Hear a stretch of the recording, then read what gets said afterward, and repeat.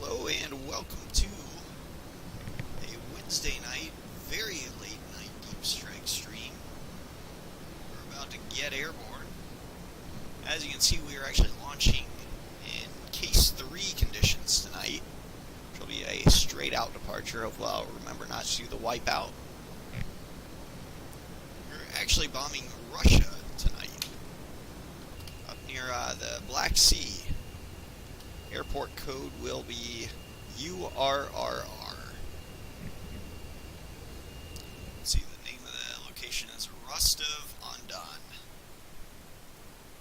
I'm probably not saying that right.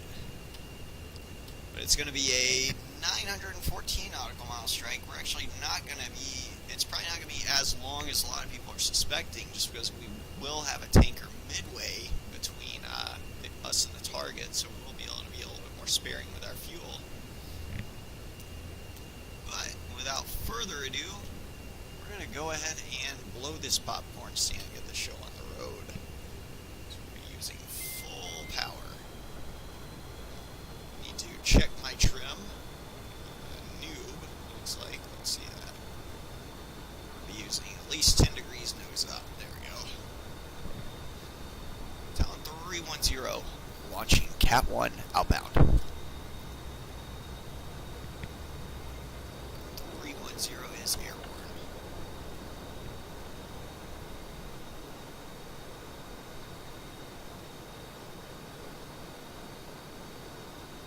So when we come back to the ship tonight, we're actually going to be in slightly dawn or daytime conditions.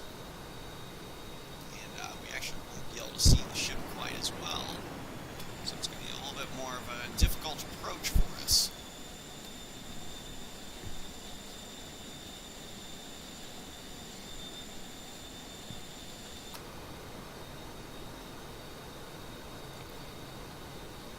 Let's go to our stores management system for right now.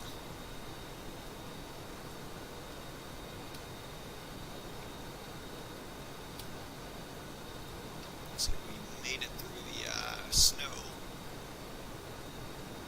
We've taken off from Carpathos, by the way, tonight.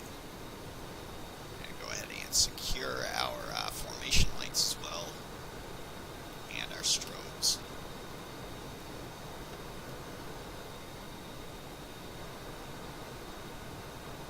A little bit more visibility now.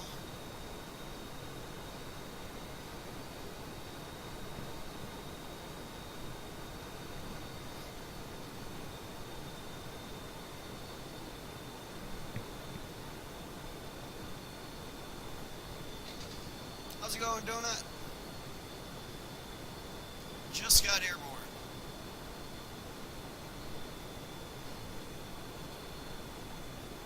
Probably no more than a minute in the air so far. Already burned through about 1,000 pounds of gas, it looks like. 1,500 pounds.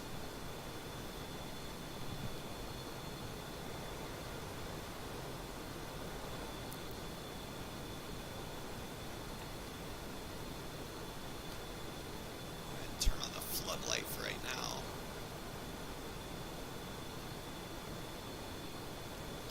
Passing through Angels 11 now. Looks like we just started contrailing at Angels 11.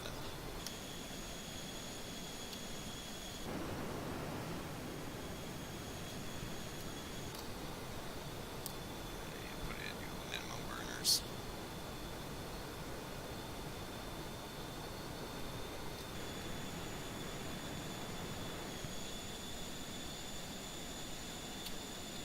So we are on course now.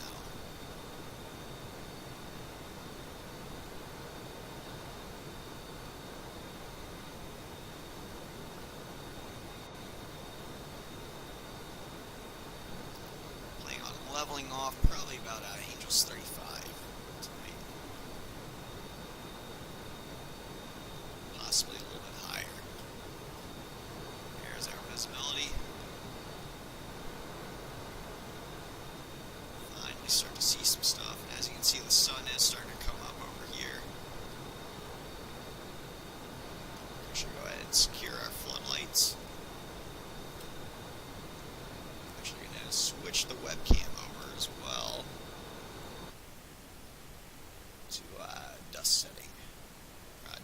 exhaust setting. There we go.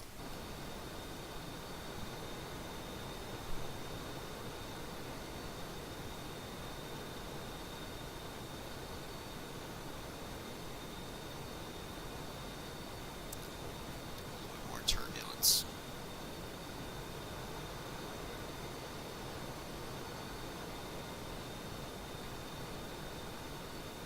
Let's put it through the cirrus cloud layer.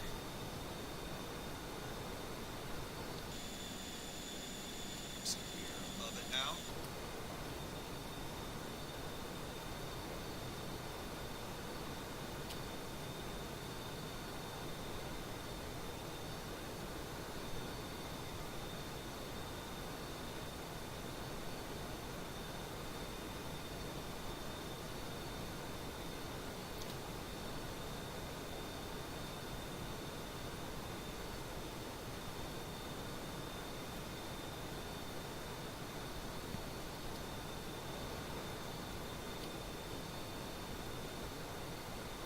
Looks like we've got about 2 more minutes of ascent time if we hold on to 5,000 feet per minute.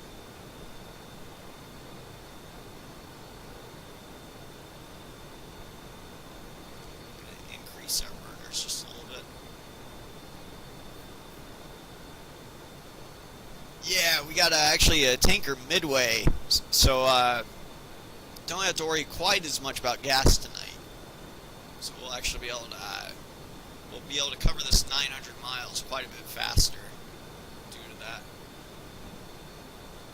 We only really have to make it 450 miles per trip.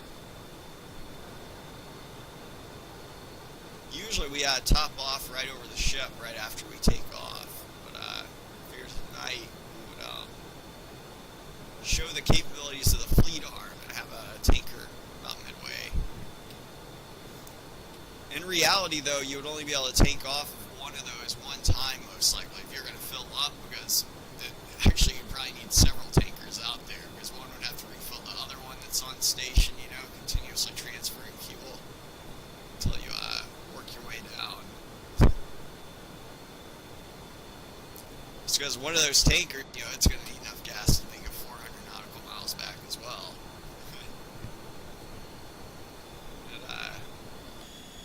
Carries about 6,000 more pounds than we got the capability of holding.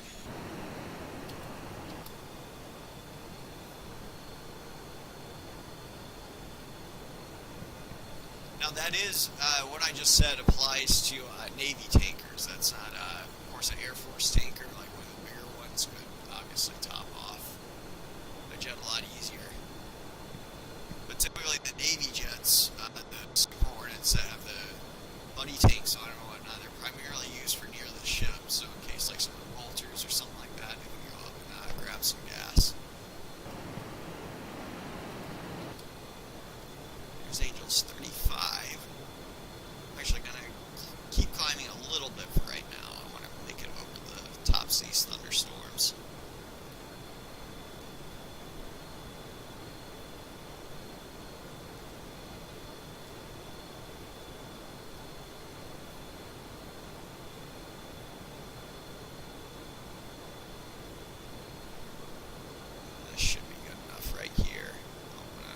Extend and have my barometric altitude start porpoising.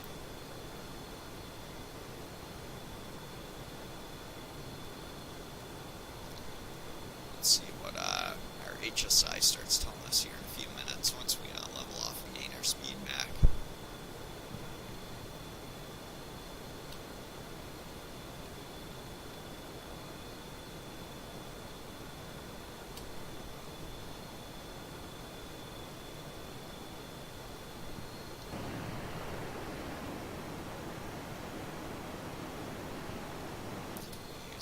Stage burners for right now.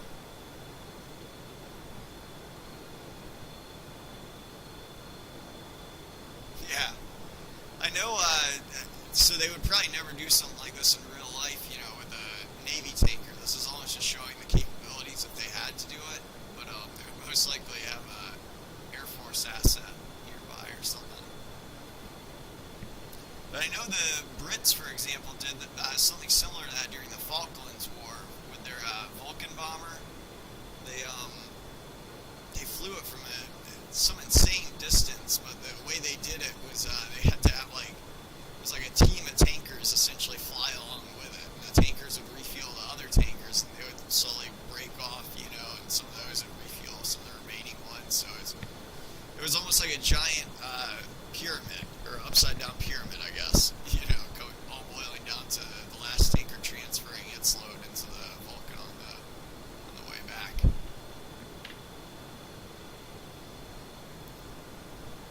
So yeah, it would have to be pretty pre-planned, I would imagine.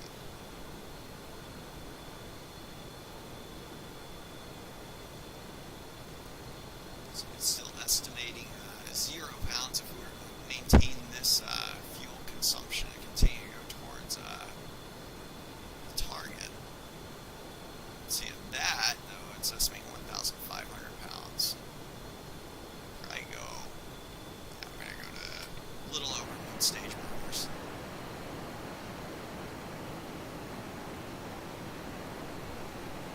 It should put us over Mach 1. So we're holding on to Mach 1 right now.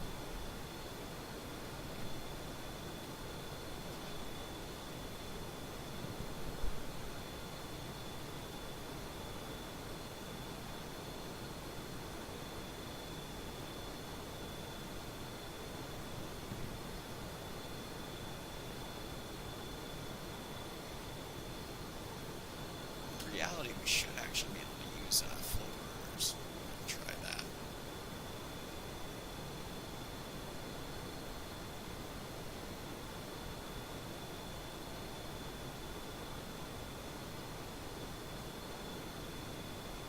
Getting rid of more and more alpha. G meter though showing 5 Gs from earlier. Trapped, I'm guessing.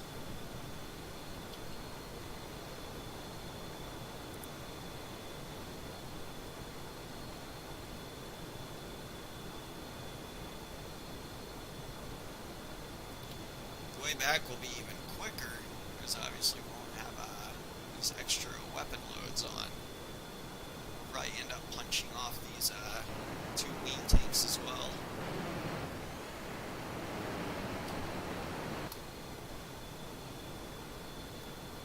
About 11 miles a minute now.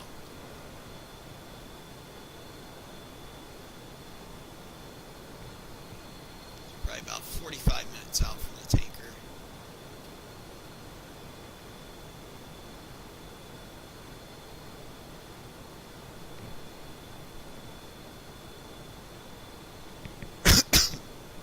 Excuse me.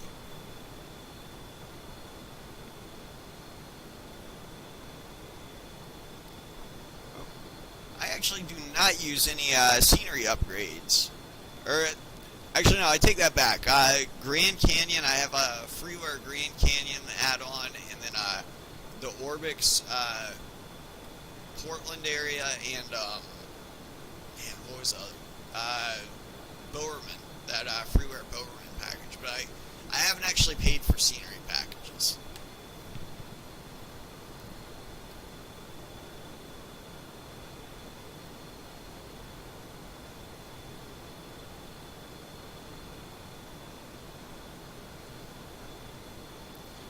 We're burning quite a bit of gas on full burners. Man, we're making excellent time. Look at that. I don't think we're going to be able to do it. The first leg in full burners, though, unfortunately. Actually ease back a little bit on the power.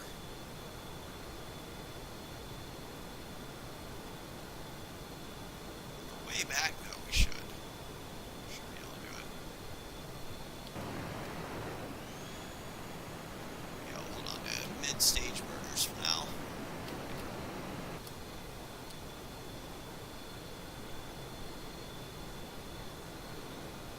There's the sun finally peeking over the horizon.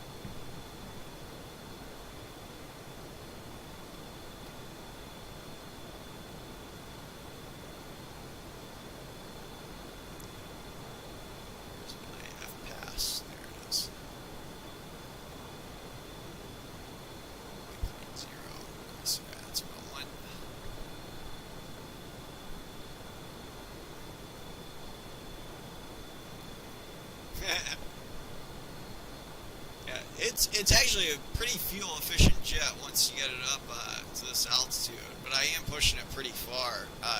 By the book, it's the combat radius of the Super Hornet's only about 300 to 400 nautical miles, but you can obviously push it a little bit further. You know, if we use tankers and not want to drop as many bombs, we're going to have to substitute some pylons with fuel tanks like we've done here.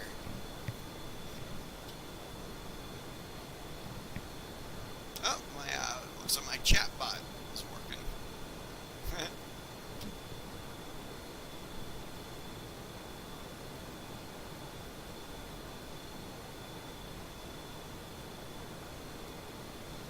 That's the biggest thing though on endurance missions like this is it all boils down to fuel.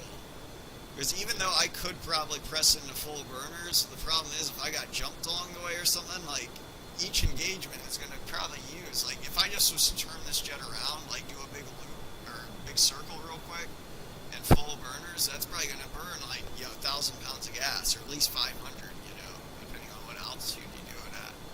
So it's you always want to leave a little bit of room for air.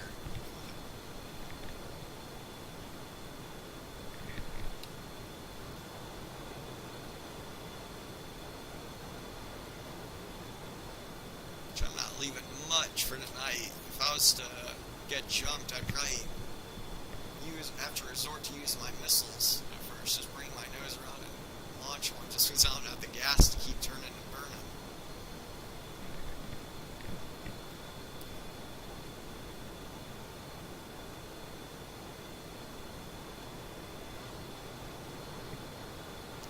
Keeping it old school still with the AIM-9 mics, the X-rays. The older missiles, you still got to use this IR cooling switch. You don't have to in the bug, but in real life, that's what this switch does. It turns on the. Navy uses nitrogen bottles to cool the seeker head. It's a gallium or germanium seeker head, excuse me, on the tip of those infrared seeking missiles.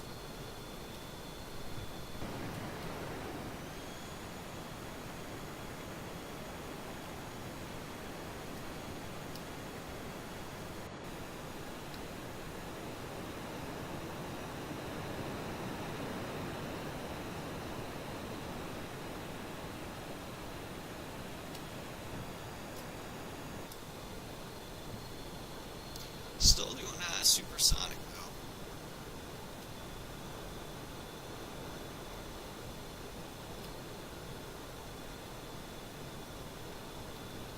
About 80 minutes out. And that's probably only about 30 minutes or so from the seeing our tanker.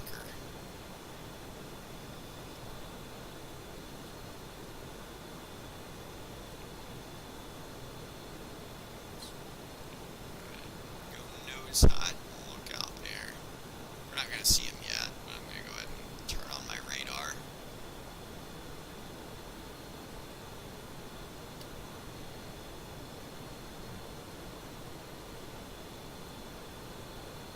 We got, let's see, 200 pounds left. How many tanks? Actually pick up a little bit more speed when we punch those off.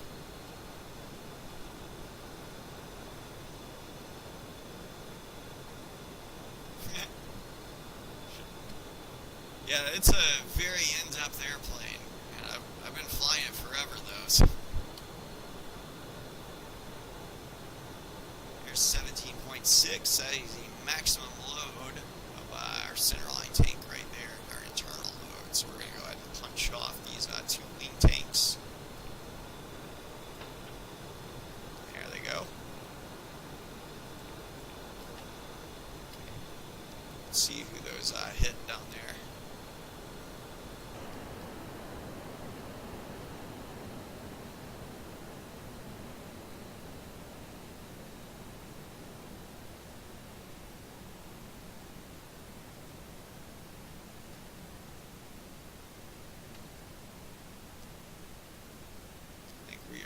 Turkey currently.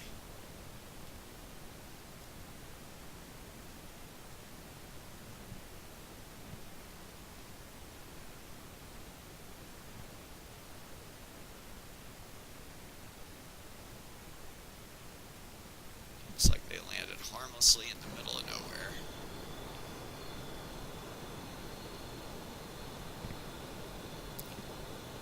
We did pick up a little bit of extra speed out of that.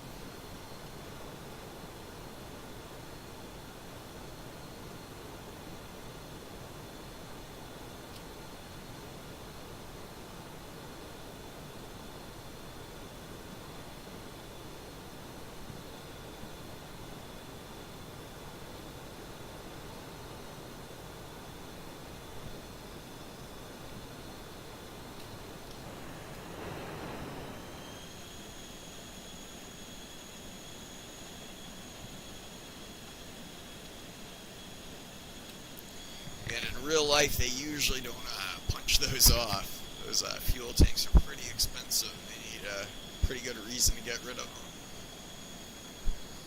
But obviously, in the virtual world, we don't have to pay for that kind of stuff. We have an unlimited supply. So we don't have to be quite as sparing. Plus, we're trying to simulate a juicy mission right now. Where we're allowed to do allowed to go against SOP, I guess.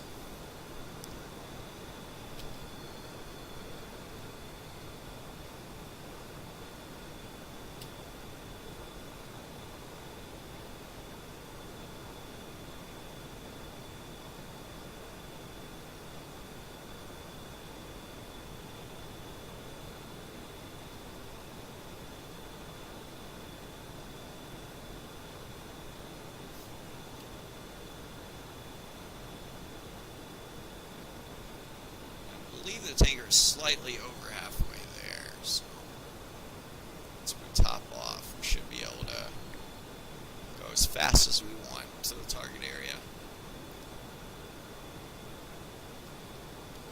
It's starting to light up here in a few minutes. I better switch over to my normal daytime webcam.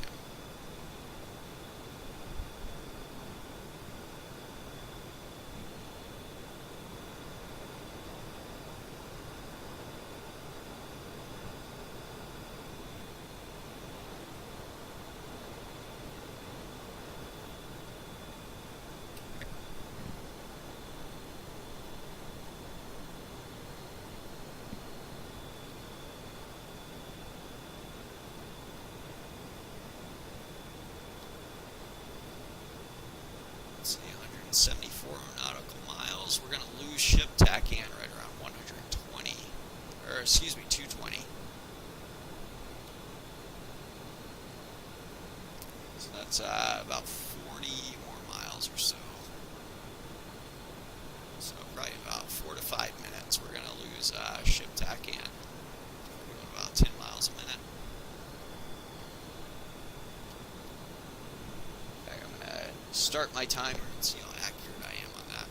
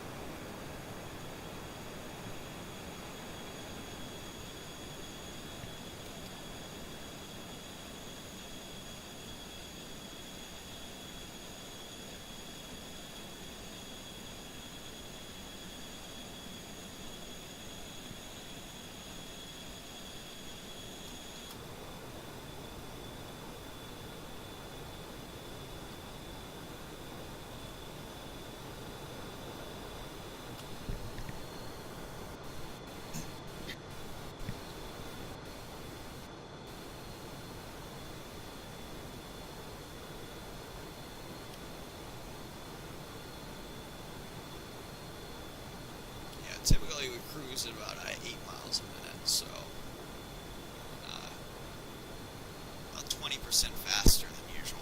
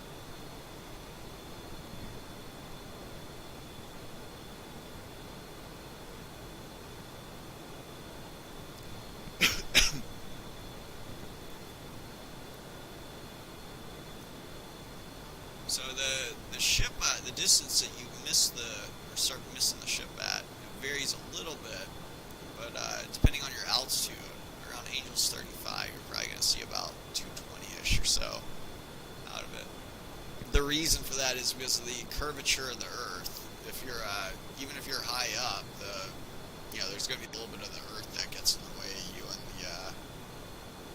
the ship. So there's 220. Should be missing it any second now. Getting out of range of it. But really, what's happening is we're missing line of sight, or we're getting out of line of sight of the ship. Even though we can't see it, obviously, just if you were to draw a line between the two objects, the Earth would start getting in the way. The roundness of the Earth gets in the way.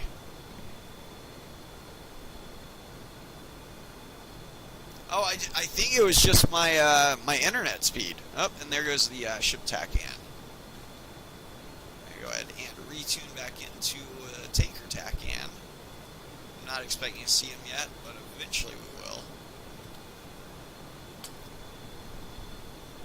Yeah, I believe it was just the internet speed, because it seems to have resolved itself.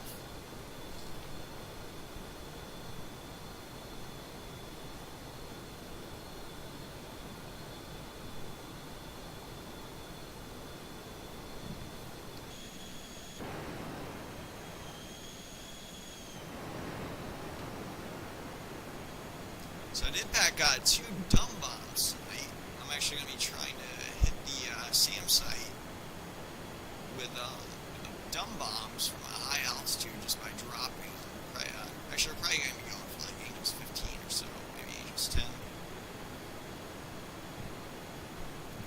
But we won't be able to see the target when we drop them. It's going to be done in automatic mode. So essentially we're going to look for it on radar and then tell the jet when to release the bomb for a good trajectory if we were to drop it. Hopefully our bombs don't get blown around too much by the wind down there as they fall through it. These are 2 Mark 83s, which are 1,000-pound bombs, so as long as we get them somewhat close in the area, it should do some damage to the SAM site. And obviously we got the high-speed anti-radiation missiles there, 2 of those that we'll be shooting off.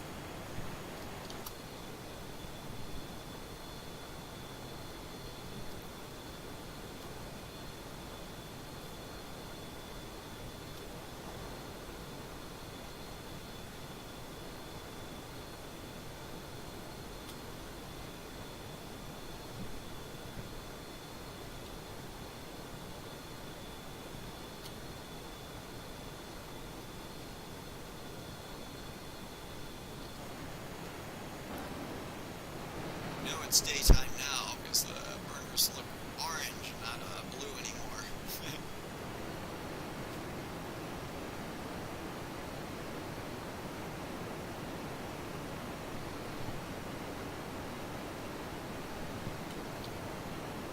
I actually have not gotten any join yet. I want to make sure my ports are forwarded correctly.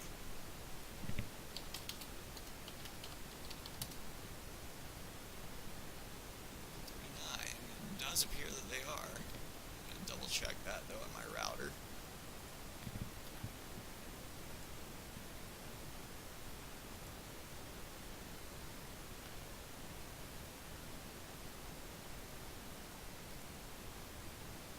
That is affirmative.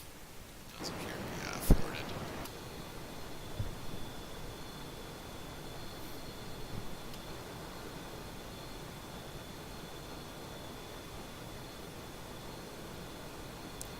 Sometimes, usually we'll get like a commercial jet or general aviation or something like that to spawn in by now.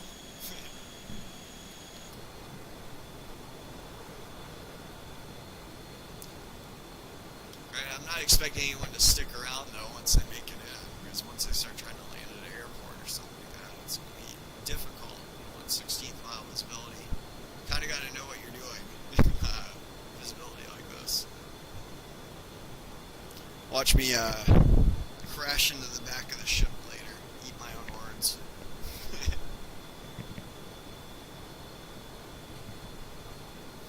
We are using mid-stage burners, actually, right now. But yeah, we are, believe it or not, at this altitude, even though mid-stage burners is not the most fuel efficient, minimum burners is actually more efficient than mill power, or not using burners. At this altitude, that's important to emphasize that, because at lower altitudes that certainly isn't the case. You might have like 15 minutes of burners at lower altitudes. You don't burn quite as much. The air mixture isn't quite as much up here. You need more air to ignite the gas. In other words, the ratio of air to fuel is a little bit higher up here. But as a general rule of thumb, if you're given normal atmospheric conditions at Angels 35 or 35,000 feet, which we're slightly above right now, you'll be at half the atmosphere pressure. So you've lost about half the normal pressure that you would have at sea level at Angels 35.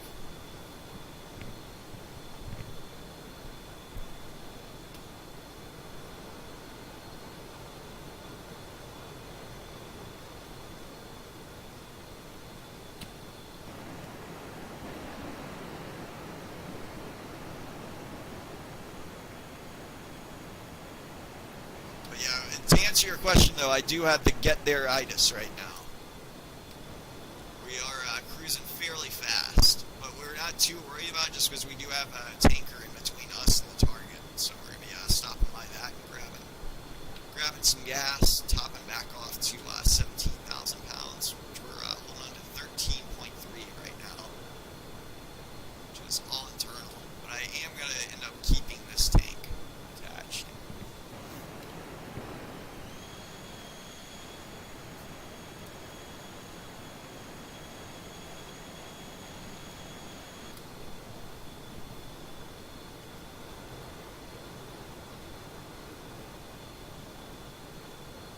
About an hour out from the target right now. Let's see, we've been flying for about 35 minutes. We're looking at probably about a 3 to 4 hour long stream tonight.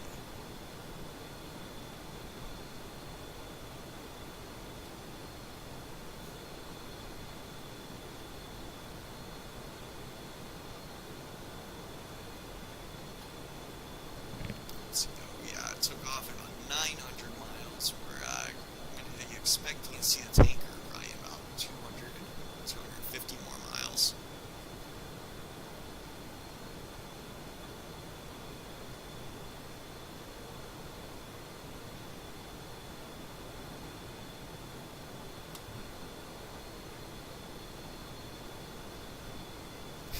Get there-itis.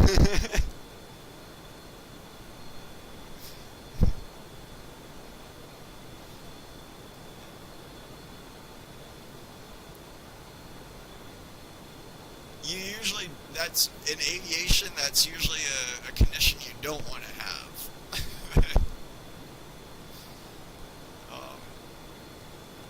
It's not used a lot in aviation to say like you shouldn't like hurry things. You know, like a lot of times you might forget something or skip something. You know,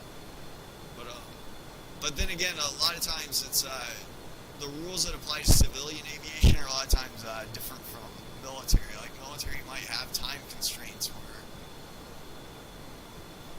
where someone on the ground, their life might depend, you know, on you getting there to drop a bomb in time or something.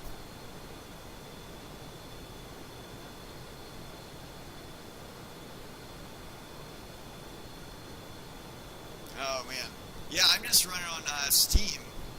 That's where I found the most players are still. But yeah, the P3D thing, my whole problem with that is upgrading every time one comes out. Like, I've been running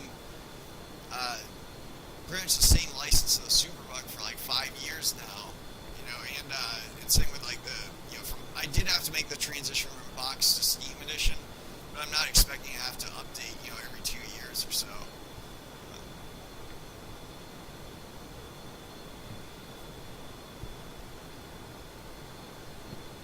I do know also in the Superbug, every time, like you have to get the Superbug for that specific version. version of P3D, for example.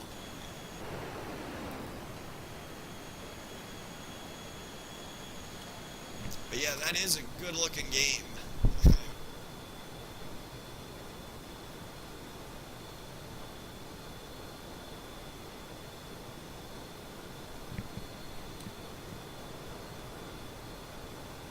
Thought that was a contrail for a second in the corner of my eye. I do believe I'm still alone in here. Yep.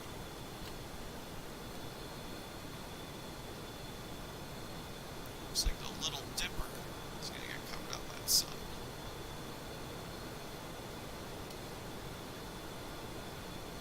Actually, no, it's not going to get, we're going to just rotate, but it's going to, yeah, the sun's definitely going to drown it out pretty soon here.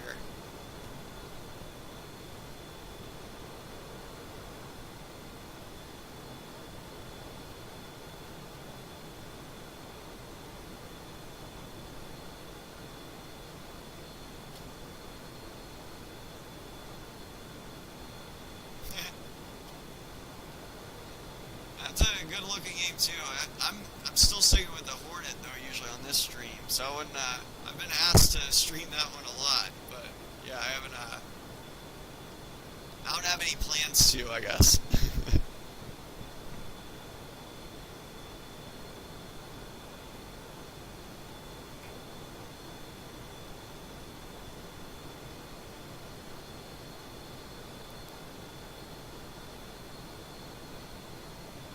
Yeah, exactly.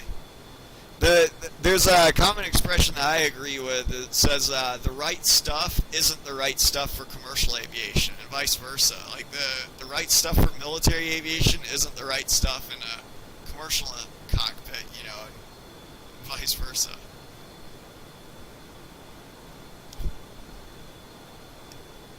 Yeah, I love this jet, the Superbug. And the platform it runs on, being able to go anywhere in the world.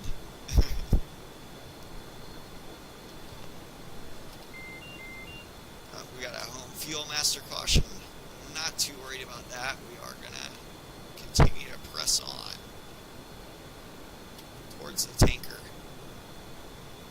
I am wondering though if I should ease back a little bit of power just because I haven't gotten the tanker in sight yet. Which I think I'm going to do. I'm going to minimum burners.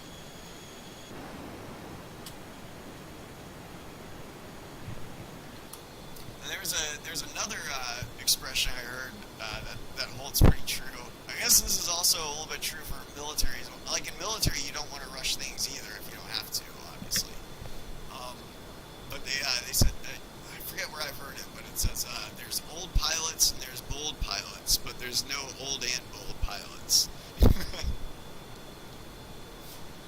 Essentially meaning, I guess all the bold ones die off young.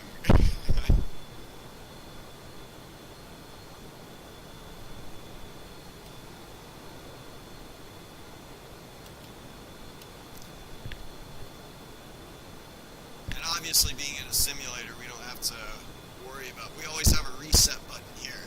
Granted, I try not to lose the immersion. I try not to crash and whatnot. But obviously, the stakes in real life are a lot higher.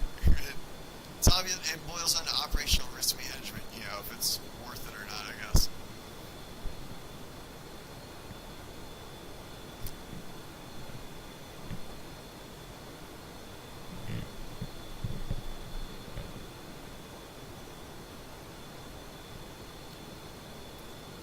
Yeah, DC, it's a great platform and everything. It's just not it wouldn't flow well with what I'm trying to do, I guess, with a modern naval aviation stream, and also the fact that, like, for example, we're still outside of our target area from, like, if you took the biggest map in DCS, like, we still wouldn't be able to cover what we've already, like, even just the remainder of this flight onto that, or fit that remainder of this flight onto it. So certainly like a 1,000-mile strike, you know, is out of the question usually.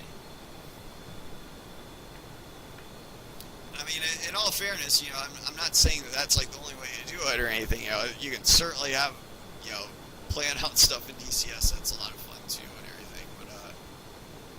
But yeah, I'm more of I guess this is almost like a stream where it's almost like a commercial FSX stream where it's like a long hop, you know?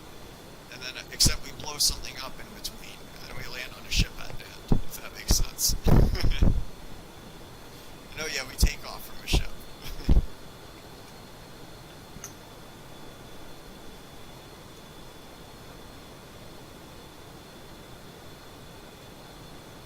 Yeah, you're also a lot less likely to encounter bandits or whatnot, you know, servers like these, in a concentrated DCS server. It does happen from time to time in FSX with Tacview, but it's definitely not every flight.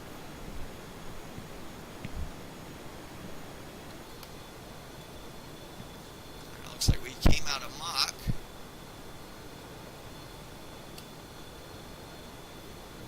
Still no sign of the tanker, but I'm not expecting to see him yet.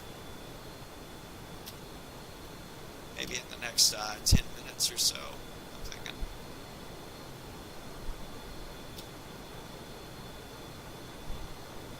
Yeah, exactly. Believe it or not, though, man, I actually, man, I get nervous as heck when I have to do like a air-to-air engagement against someone, you know.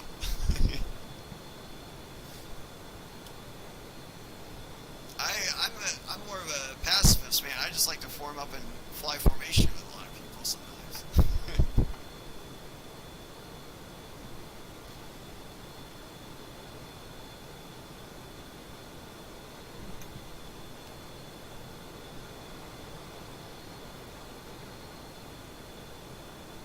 Yeah, a lot of times I'm like, why all the hostilities, bro?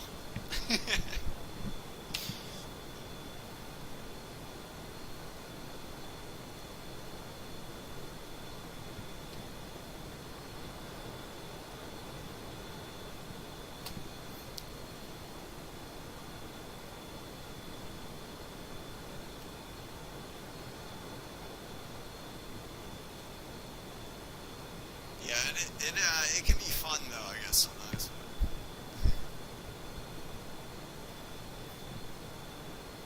Yeah,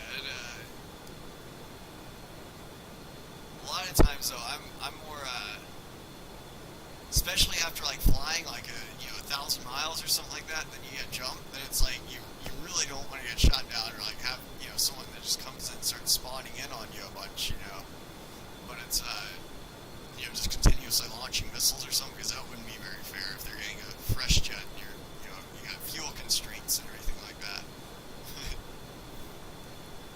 But yeah, sometimes it's fun, but yeah, a lot of times, man, I get I need to take blood pressure medication sometimes. Just the adrenaline rush. Might sound cheesy just being a video game, or a simulator, but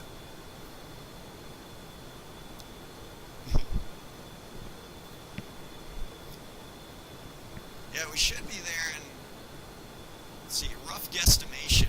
It was about halfway in between, a little over halfway in between.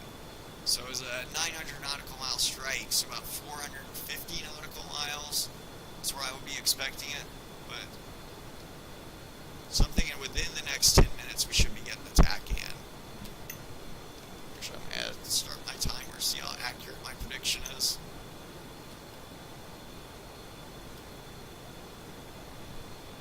I'm thinking we're within right around 100 miles from it.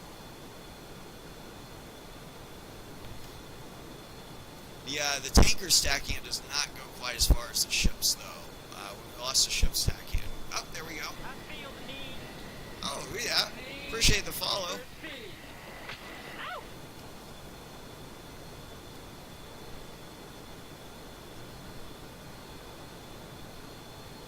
Yeah, it looks like we are going to get there with 8,500 pounds. So I'm actually going to speed things up a little bit.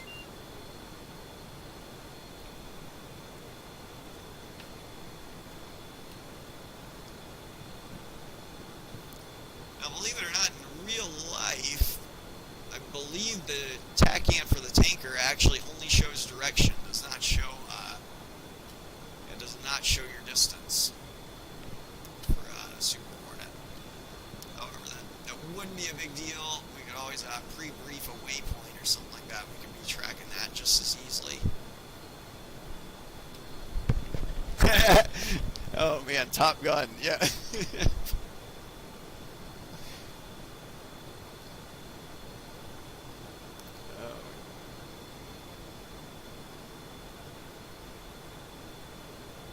Let's see, we should be there in about 15 minutes.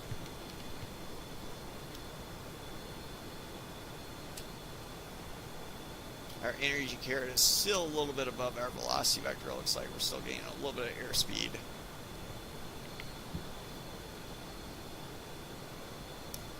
Probably not going to go up a whole lot more than that for 11 miles a minute.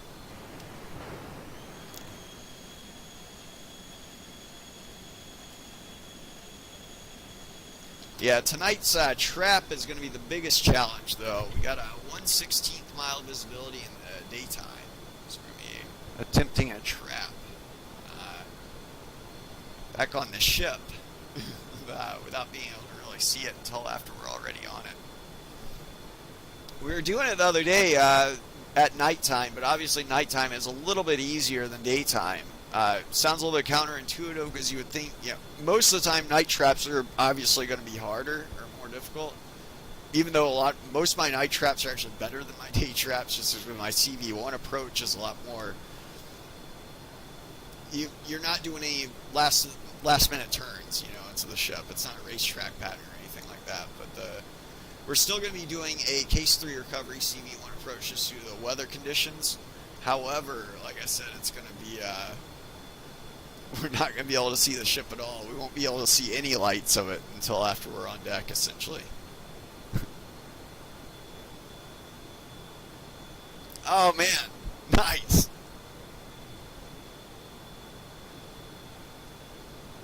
Were you a Marine by chance?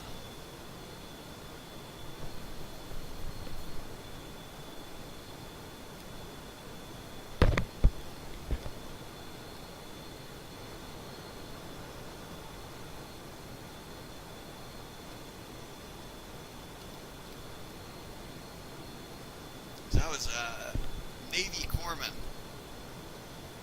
You're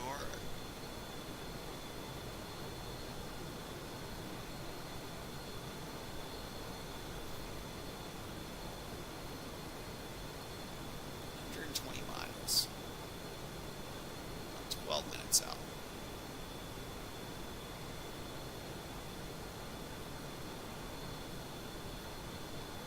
Nice. I was with 1-4 out of Pendleton. Yeah, I forget. I'm glad I didn't end up East Coast in Lejeune. Or 29 Palms, that's another possibility. Yes.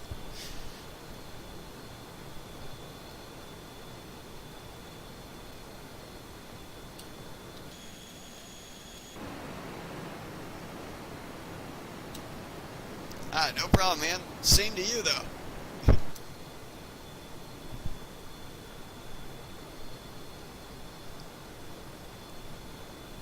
Yeah, I love being in the San Diego, LA Metroplex. I was definitely lucky to get stationed there. The funny thing is, I'm from the East Coast, so I put on my dream sheet. Ah, okay, gotcha. Air group.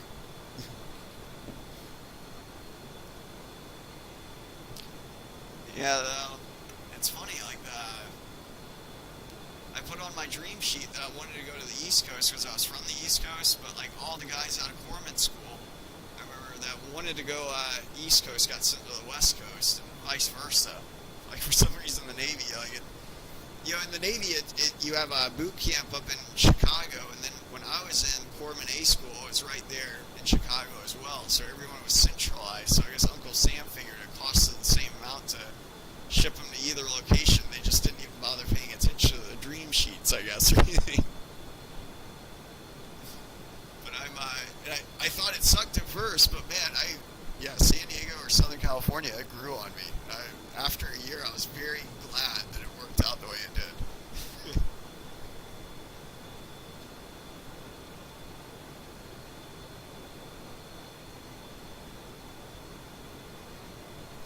actually going to go back to minimum burners for right now.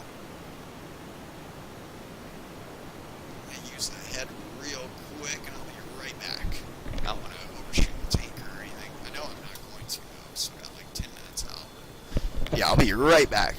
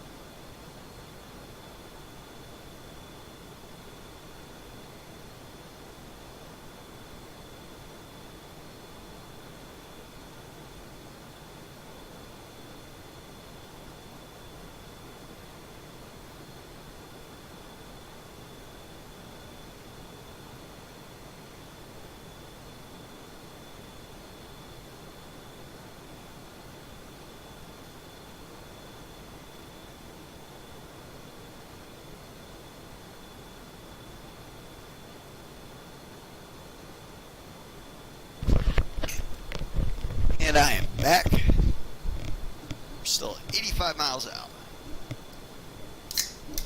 Got myself a beverage.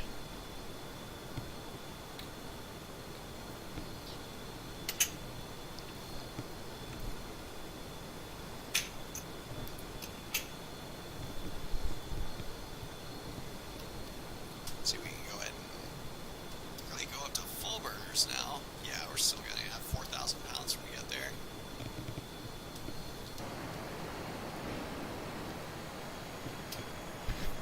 Also, at this altitude, or at lower altitudes too, you would not want to burn your engines for too long. Not just because of fuel inefficiency, but it's not too good for the. Granted, you probably already know this if you're on the air group, green air group.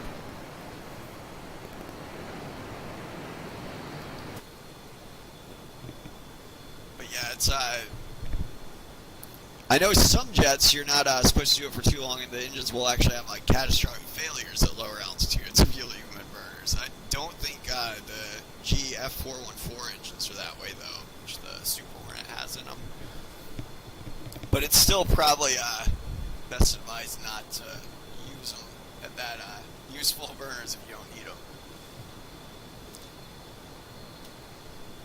But we have a very good virtual maintenance crew that's somehow able to keep these jets running the way we mistreat them for every stream.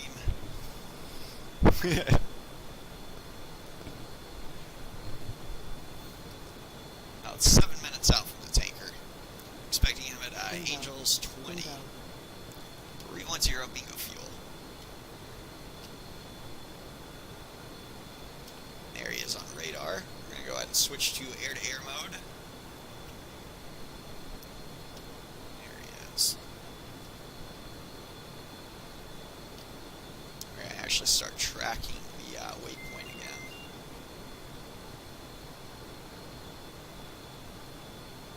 We'll intercept this guy. He's in a racetrack pattern, so he's going to do a turn back towards us here in a second.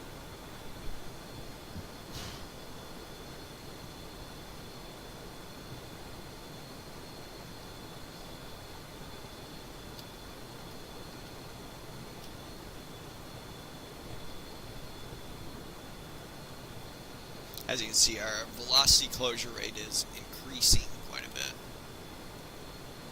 Oh, radar memory is out. Let's see.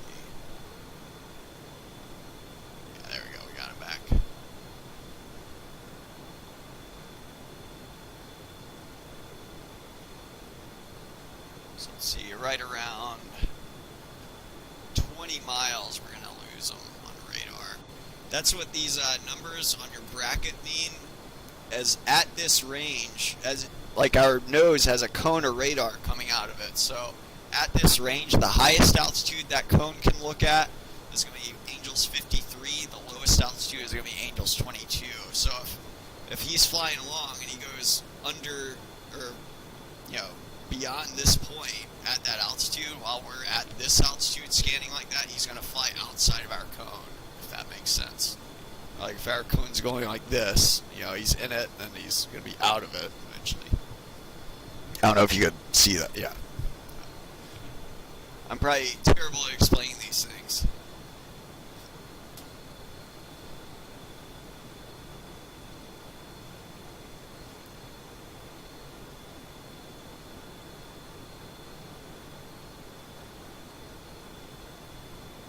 Yeah, it's a very good representation of the Superhornet.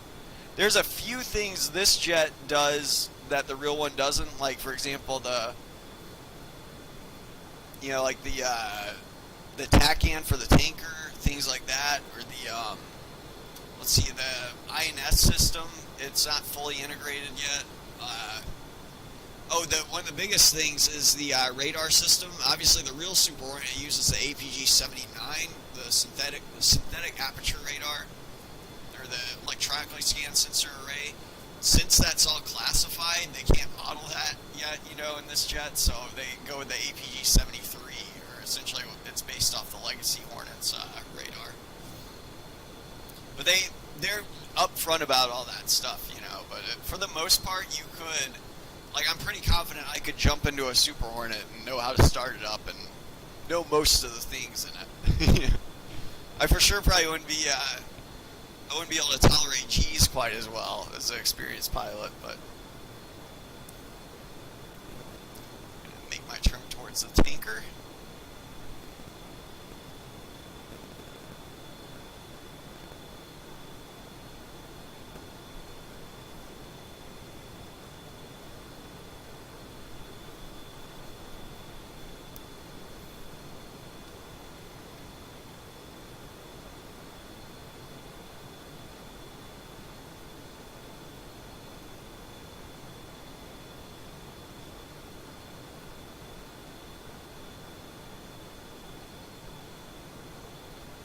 It's about to go out of our radar cone, so we're going to start ascending down to them.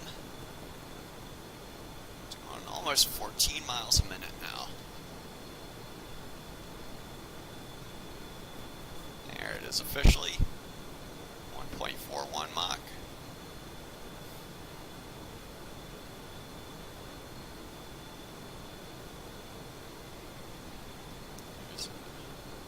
Starting to go outside of his cone, it looks like, for a second there.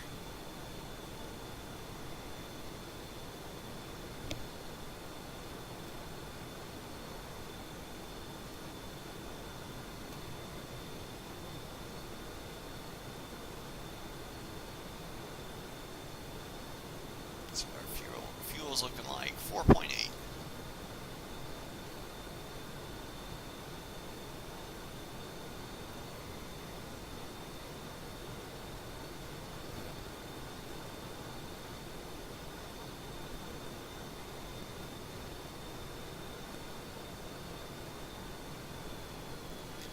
I got a visual. I'm going to go ahead and put my radar in standby.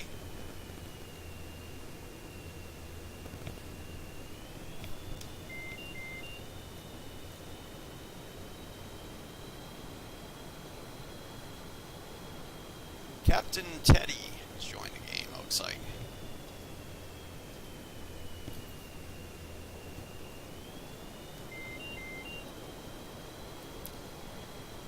It's a sloppy join up. I shouldn't have crossed its wake like that.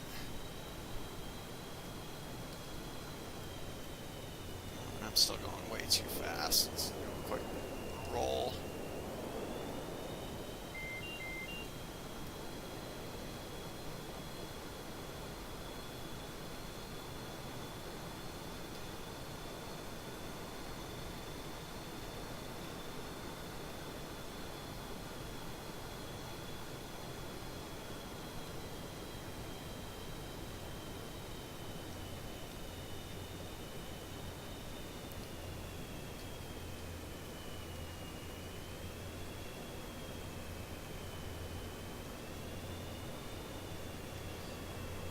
Talon 310 is switch to safe nose cold, looking for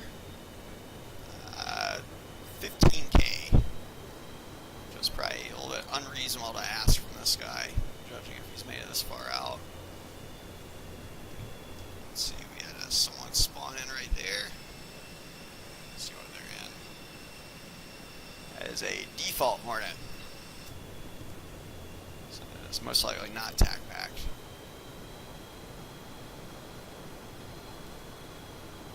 We're going to go ahead and get our probe out.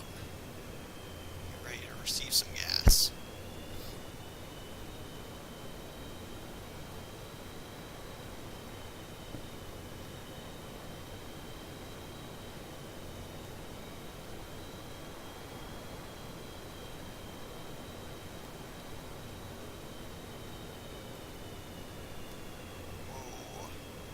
A sloppy connection. Back on out of there.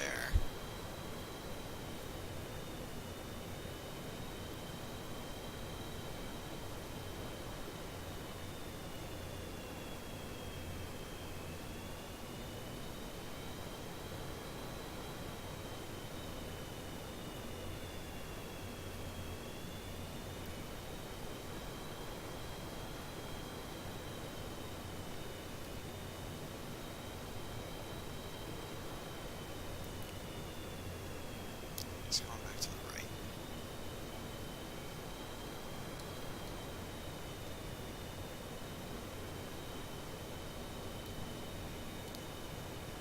Talon 310 is receiving fuel.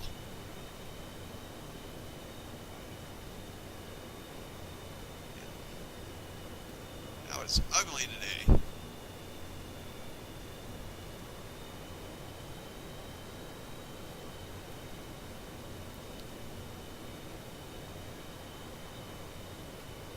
See, 2,000. Should actually be lightweight enough.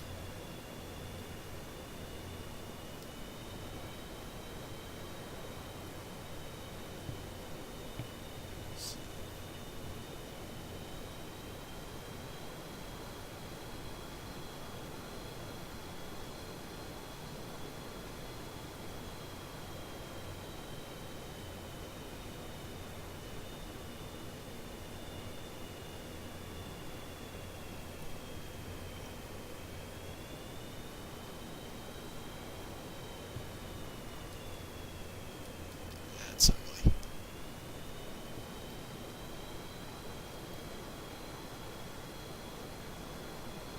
Donut just joined, it looks like.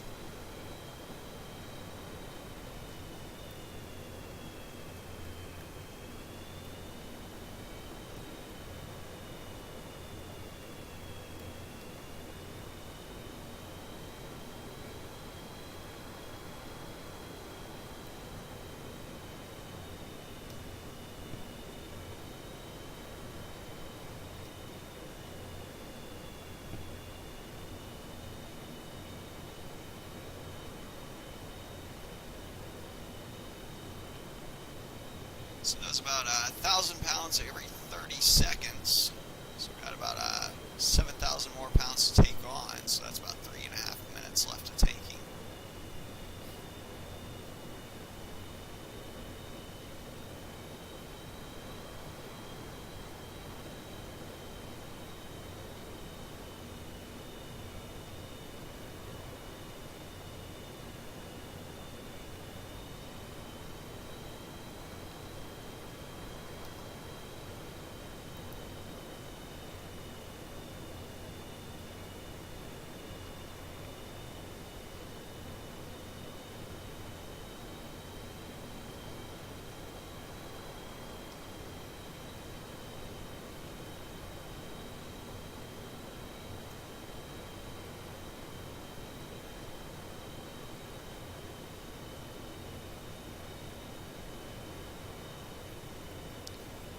Gas is doing 11.2.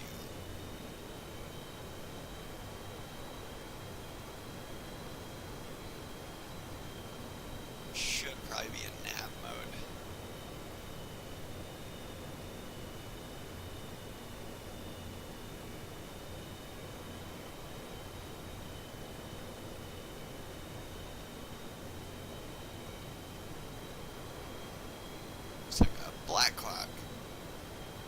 just joined. See, that's what Donut's flying in. Wonder if he spawned in up here though. Did though, that's probably not going to be too ideal conditions for a Black Hawk. Granted, I think the whole world though is 1/16th mile visibility, so man. Yeah, good luck to anyone in the soup and a helicopter down there.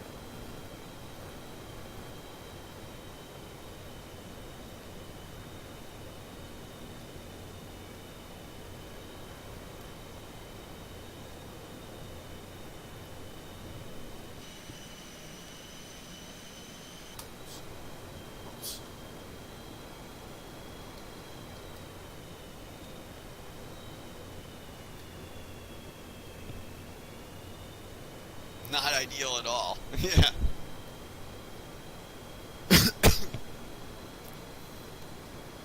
Yeah, it is nasty down there. Alright, yeah, I appreciate the follow.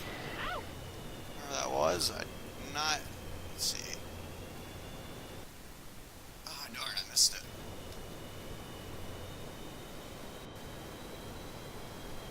Mad Dog, there we go. Alright, I see it now on the dashboard. Appreciate the follow, man.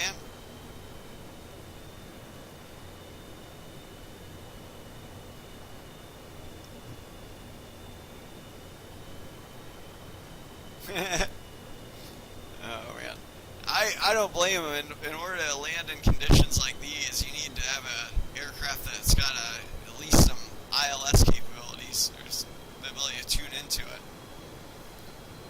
Oh, that's another thing. Supposedly the Pro Pack is going to have with it is another capability is ACLS lock-on or automated carrier landing system. But obviously we don't have that quite yet, so tonight's landing is going to have to be manual. So we have actually topped off, but we're headed to the south. So for right now, I'm actually going to go back to his left wing and re-top off here in a minute.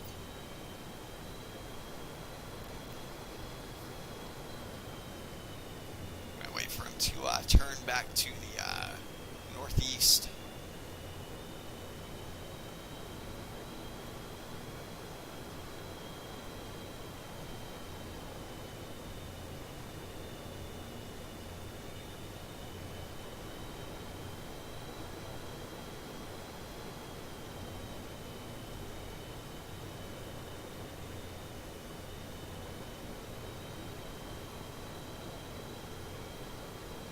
Maybe. But actually, while I'm here, I do want to mark them. There we go. Got his location marked. So that way, if we ever get lost, we can always find him on waypoint again. Not just tack in.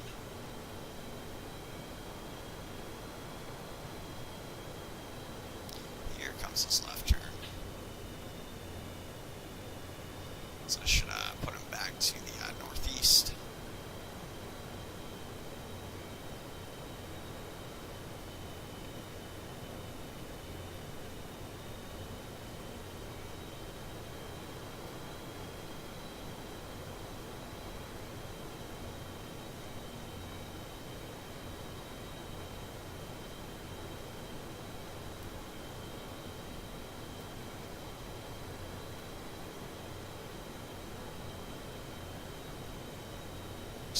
stealing the Tomcatter's fuel tonight.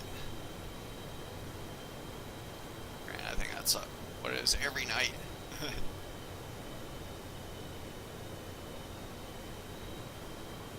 I don't think they're part of CVW5. So he's got a USS Teddy Roosevelt on his tail. We were part of the USS.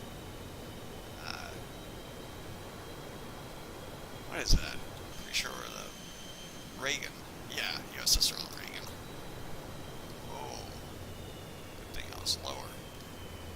But I do need to go ahead and go aft and start topping off again once he gets past 90 degrees.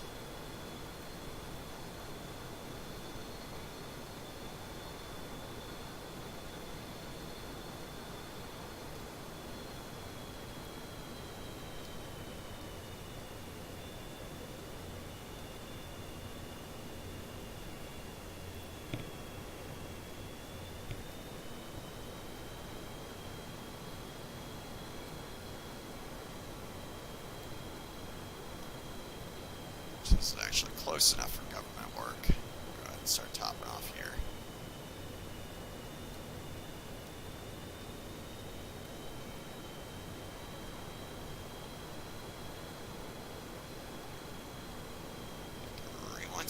Receiving fuel.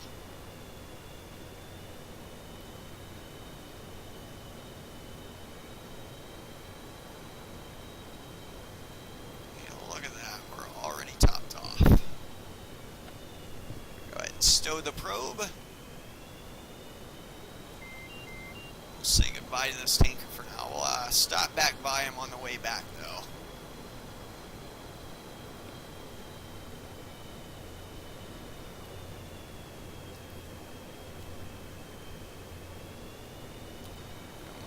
Wing wave. I'll be getting away from them.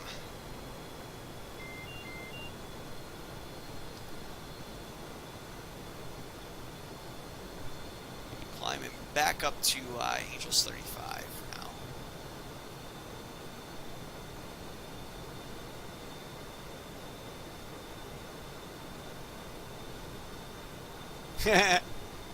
Yeah, the visibility is so bad down there. I remember when I was, before I got to start streaming, I was having trouble finding the catapult on the ship. It's because you really can't see anything down there. You might as well just paint all the windows in your aircraft or canopy just black.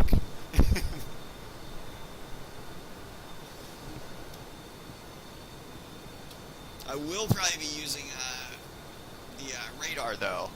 On approach, so then that way I at least have an indicator where the ship is on my HUD.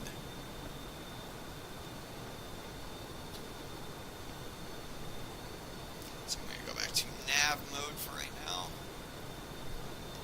Actually, go ahead and get all the way up to Angels 35 fairly quick. I don't want to hang out too long down there burning gas.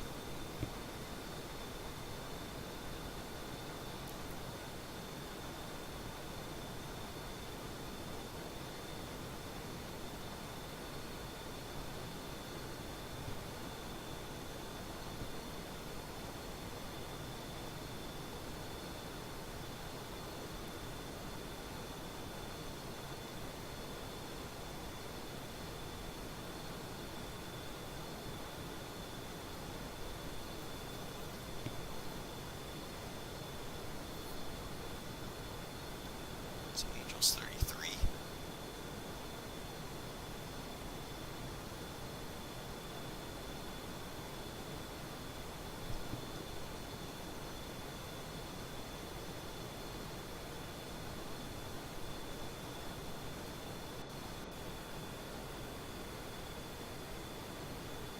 Coming up on Angels 35. There it is.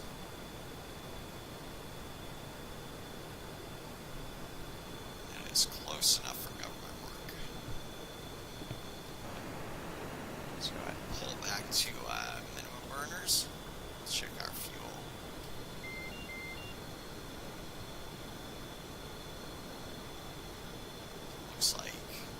maximum we can make it there at is 14,000 pounds, which is minimum burners.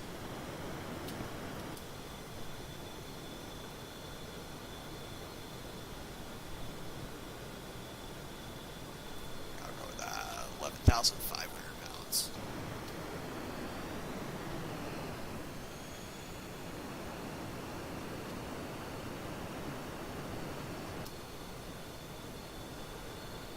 Like I said, the way back should be a little bit quicker just because we're going to be missing the subordinates on our wings. We should be about 15 minutes out from starting to see some spikes, is my guess. No. Yeah, a lot further out than that. Jeez, what am I thinking? Yeah, we need to be going Mach at least. Okay. Yeah, we're about 30 minutes out, excuse me. Double my last time, my bad.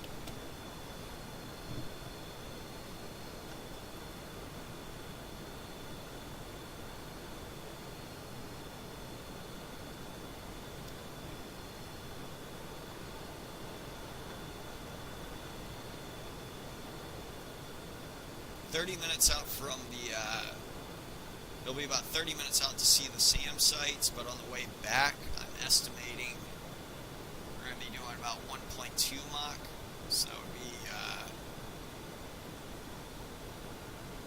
is that maybe 20 minutes back to the tanker?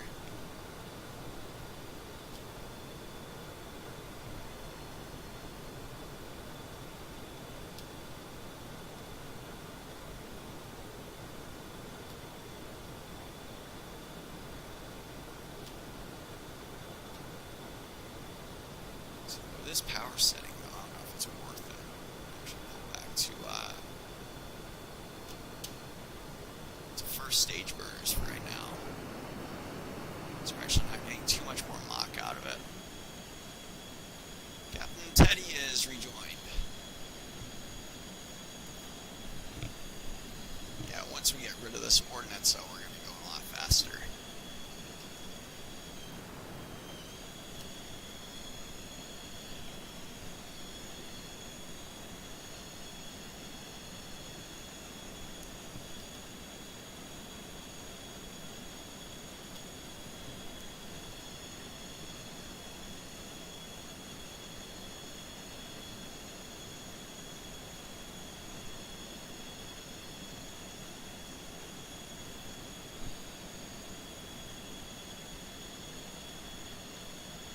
I actually, I should. I don't have any plans to do them, like, right now, you know, but yeah, the Arma streams, those are my two favorite games, is FSX and Arma. So, like I said, I don't have any on my schedule, I guess, like, right now, but yeah, I'd love to do some. I actually have a lot of, maps and whatnot, like hostage rescue, down pilot maps. What we were doing, there's a few other viewers too that we were talking about if someone got shot down, like say if we did like a big stream, you know, with like, you know, maybe me and Anthony, or say even in this stream, like say if I was to get shot down by Sam or something like that, then we would do another stream the next day to go rescue the pilot or something like that. I actually have a few custom missions already made where it starts you on a ship, on an aircraft carrier, and takes you in an SH-60 to go rescue a pilot. That was one of the reasons we liked doing bombing runs on Limnos for a while, because Limnos, it's called Altus in Arma 3, but that island is actually a real island that we bomb a lot in this stuff. Yeah, I switched to Arma 2 for a while. I was probably one of the last people that still played Arma 1 for a while. I was one of the last people to switch from Arma 1 to Arma 2. I was actually one of the first people to buy Arma 2, but one of the last people to actually switch over, just because you gotta wait for all the add-ons to catch up to it and everything. Then I stuck with Arma 2 for like a few years, and then Arma 3, you know, obviously came out, but I wasn't very interested in Arma 3 at first because it was so, it was all like future weapons or like fantasy fighting stuff, you know, which I'm more interested in just the modern simulators, you know, or just stuff that simulates that we have to date. Not really like stuff like what people's guess is that we're gonna have in 10 or 15 years. But so I avoided Arma 3 for a while, but then after the add-ons started to catch up with it, and like we got our own mod list and everything where it's essentially the same stuff from Arma 1 and 2 and whatnot wrapped into one, or Ace mod and everything like that. But it just took a while, I guess, for Arma 3 to catch up to being a military sim and not a future sim. That's what was taking me a while, I guess.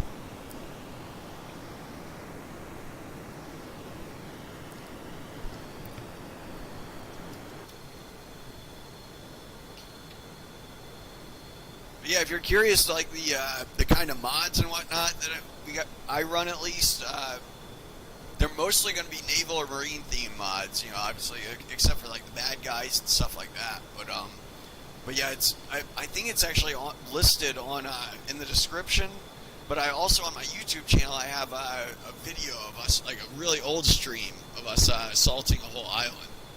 I think I got a few Arma streams, but yeah, it shows essentially the kind of mods that we use. It's not going to be any future weapons or anything like that. There's a Captain Ted, it looks like, back there. Okay, it looks like he respawned. That looks like a Hornet, or a default Hornet.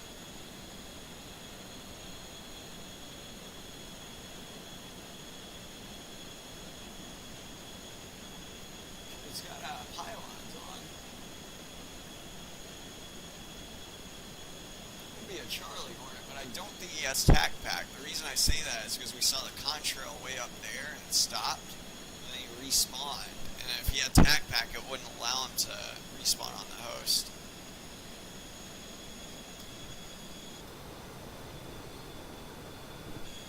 I think that might be Jimmy's jet.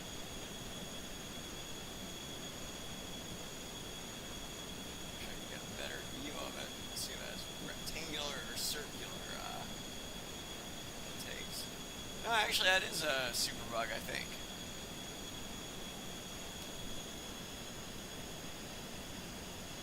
But it's not tac packed. It's not running tac pack. I can tell because it's got its probe out and everything. It's kind of rare though to see a Superbug without tac pack. We haven't seen any spikes from him either. But I did see that respawn, which it shouldn't be tac packed if I saw that.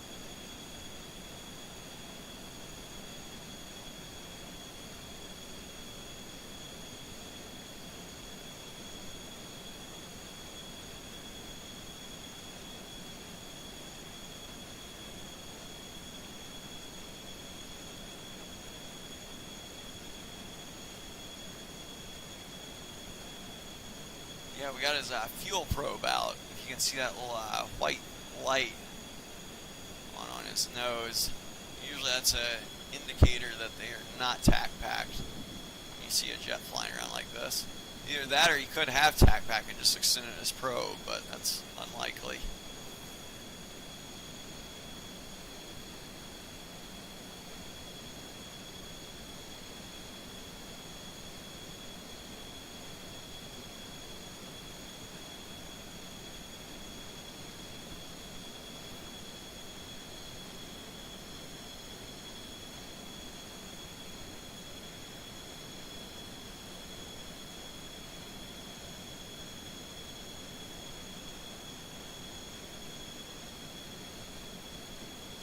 So he's coming up underneath us.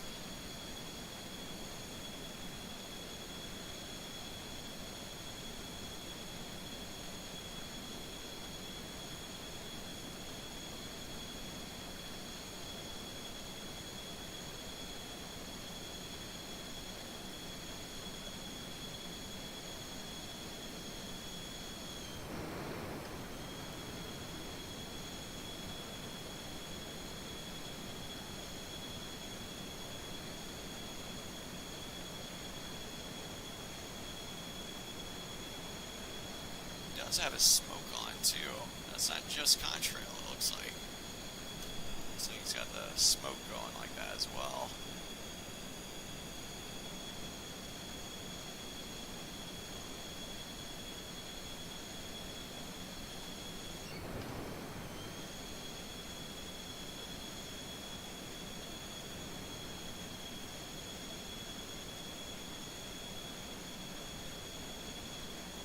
Not sure what his intentions are. I like how he keeps on pointing his nose back here, though.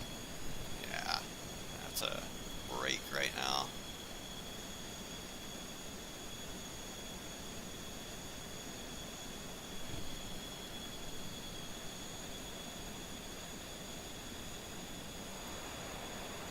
Well, he didn't break with me, so that's a good sign. Oh, he does have tack back, it looks like, because I just got a spike from him. I don't think he's hostile, though, because he didn't turn with me.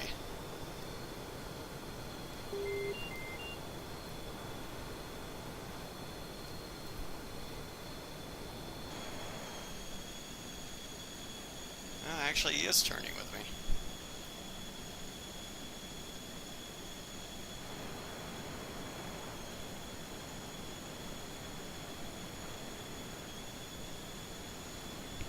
I'm not sure what his intentions are, so we're going to go ahead and abort this bombing run.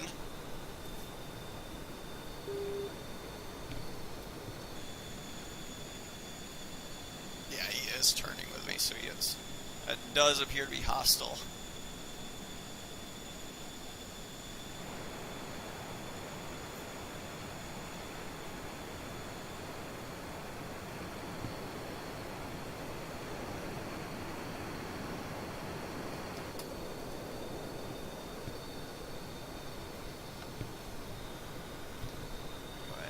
Nose hot.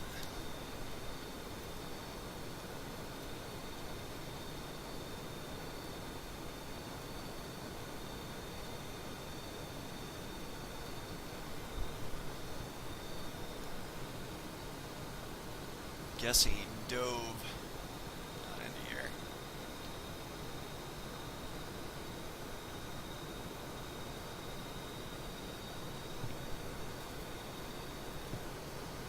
Somewhere down there.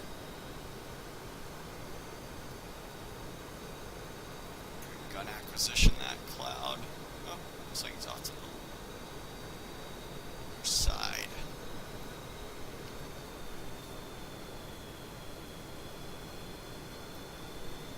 Go to a 6-bar scan.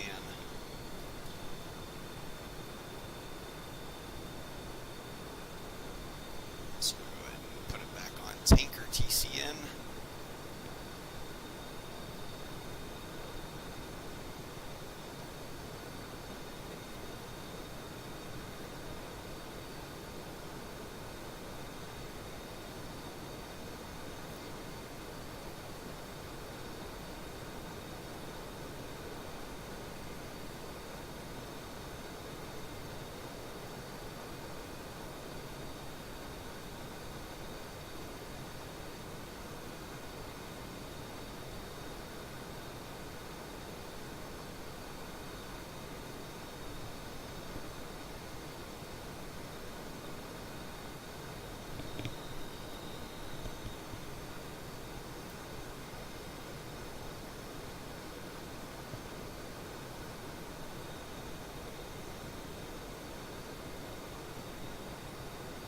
Don't see him anymore, so I'm going to actually go back to the tanker. Oh, there's something right there.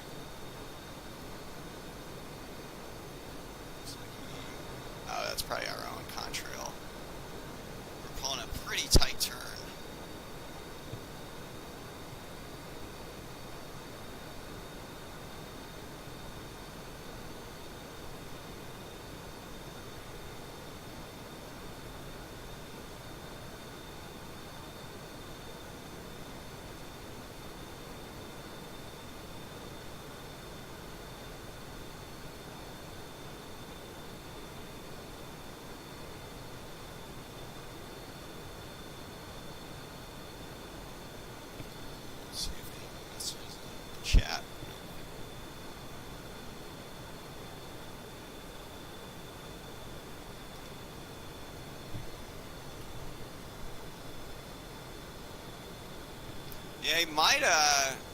he might have kept on flying lower and lower, and obviously you can't see the ground down there, so that may have been a possibility. He might have hit the ground once I chased him down. We could look at Tacview and see what happened. But yeah, I kept scanning that area, and he was gone. It looked like.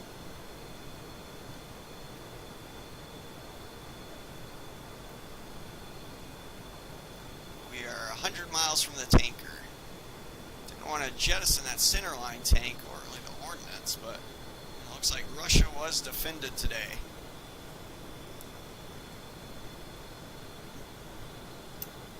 So we are no longer have anything to hurt the Russians with.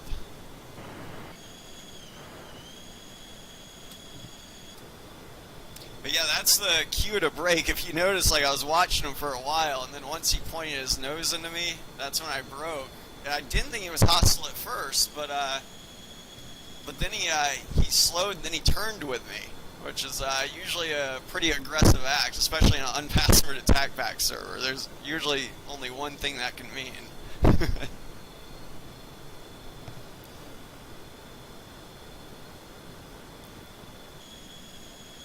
he did keep crossing my wake, which makes me really nervous whenever someone goes directly behind. I am keeping my speed up for now, though. I don't got a spike anymore or anything. Let's see, I'm going to go back to nav mode for right now. We should have 4,500 pounds when we get to the tanker.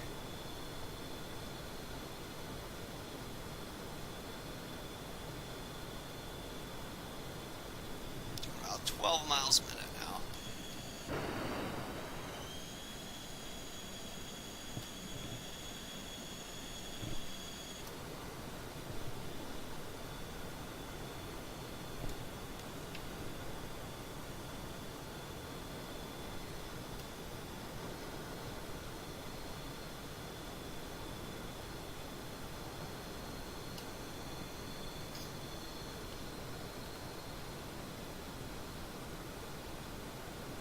Darn, we might not be able to go as fast as we wanted to the whole way back, since we won't have that extra tank.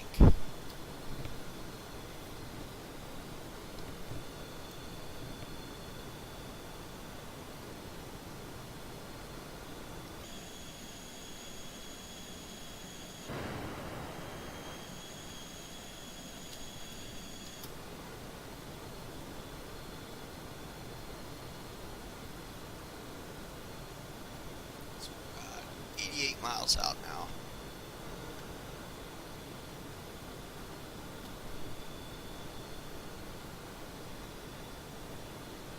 But yeah, after I chased him down, as you can see, I didn't want to go too low because I knew the ground was down there somewhere.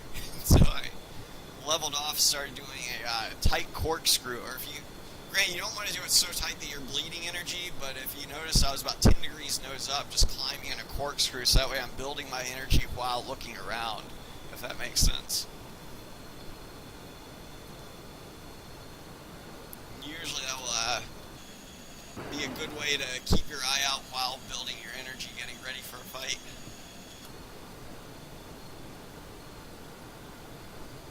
Yeah, I saw his contrail keep going down, though, like once I reacquired it for a second, but there's the tanker.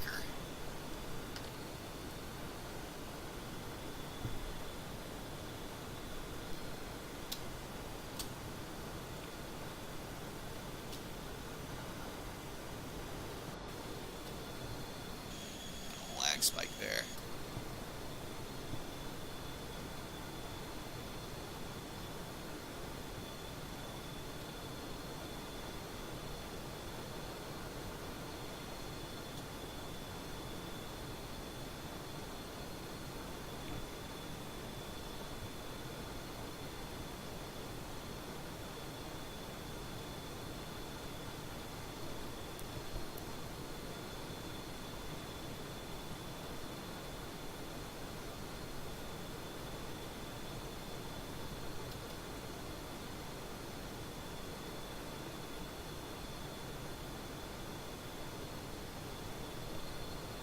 think I got down to Angels 4 about 310 bingo fuel.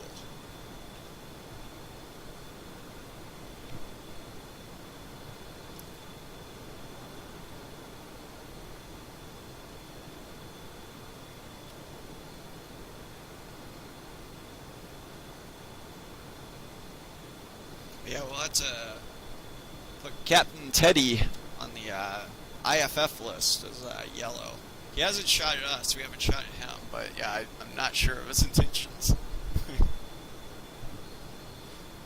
Yeah, I thought he was not tac packed first. I'll have to look at the Tacview, see if it allowed him to respawn.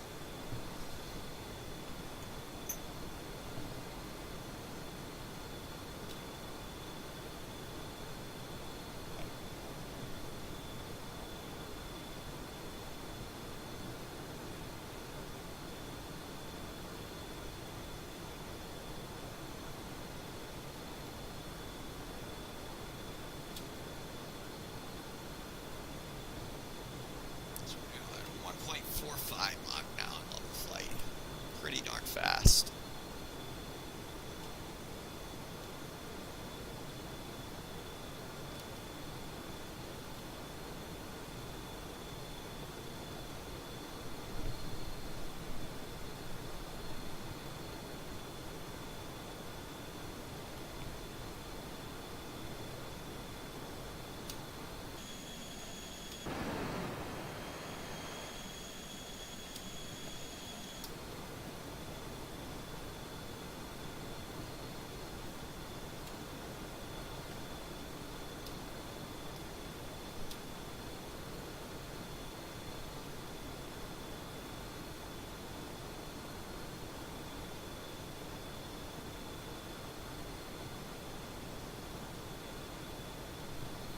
There's 20 miles.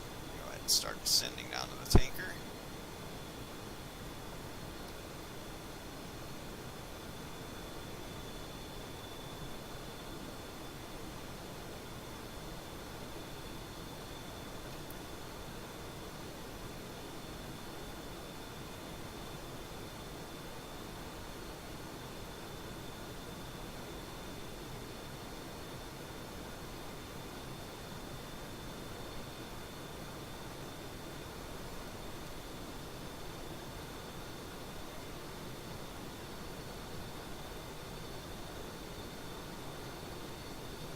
Looks like I got a visual on the tanker. I'm going to go ahead and go radio, or nose cold, radar silent.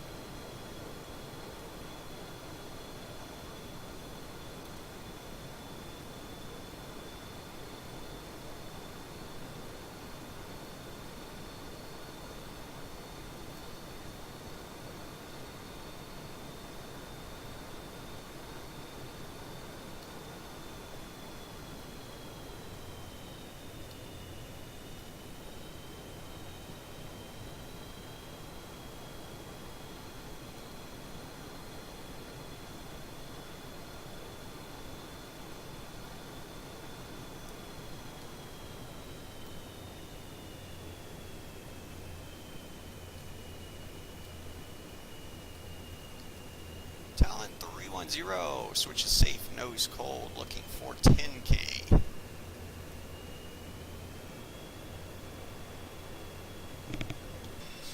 there. Alright, good, that's my contrail. Go ahead and start topping off. Make it back to the carrier and hopefully not have to get scraped off the back of the ship.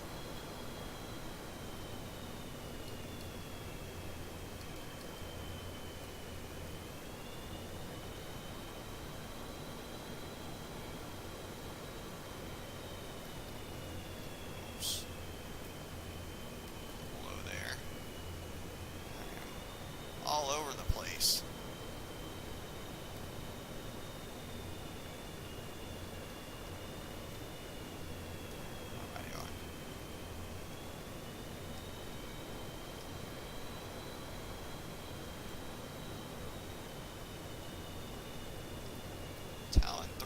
310, receiving fuel.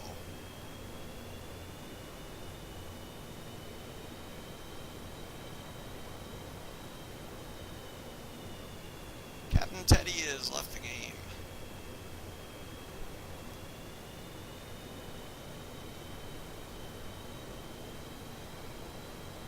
So that was our bogey right there.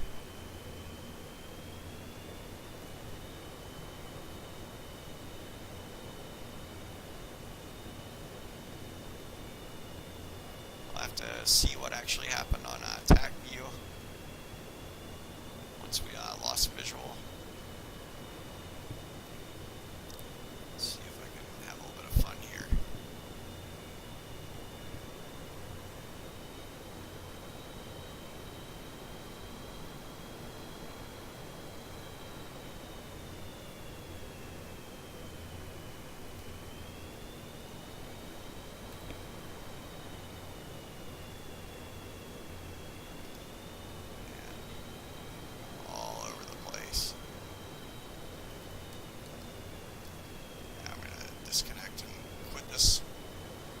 Crap show at Angels 21. That's more difficult than it looks. It's a little bit easier down at Angels 10. Move it down there. Let's go ahead and keep topping ourselves off though.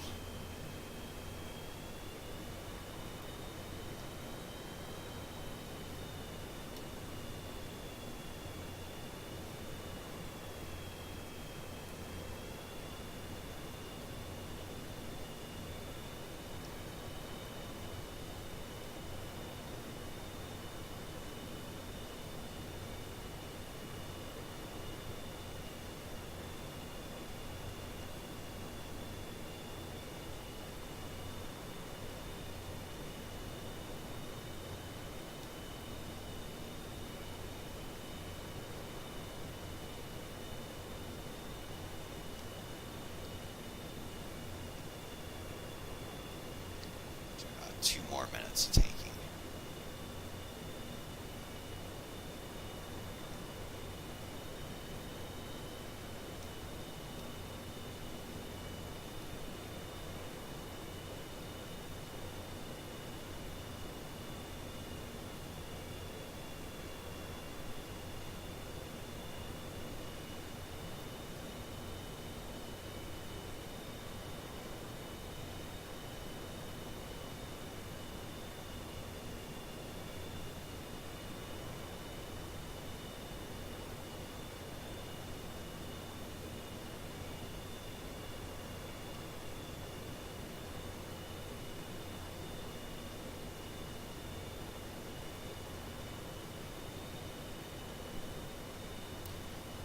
Bad jettisoning that tank. I think if I could redo it, I probably wouldn't have jettisoned because I don't know if he was actually hostile or not.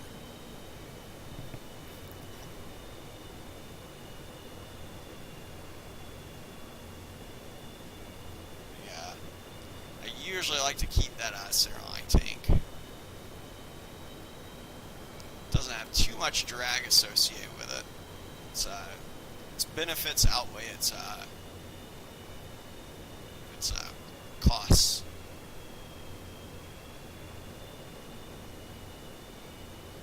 So we're almost filled up.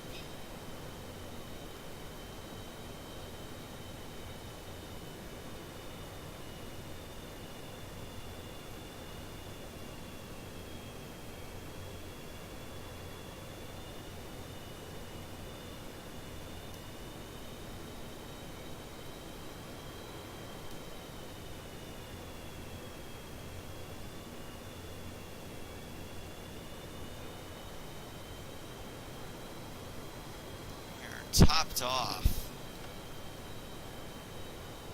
Go ahead and say goodbye to this tanker. He probably needs to head back to the ship himself.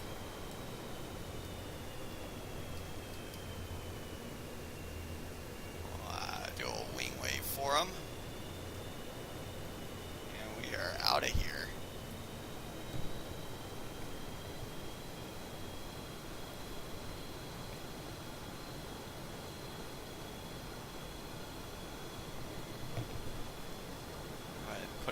minimum stage burners and do 5 degrees nose up on the ladder.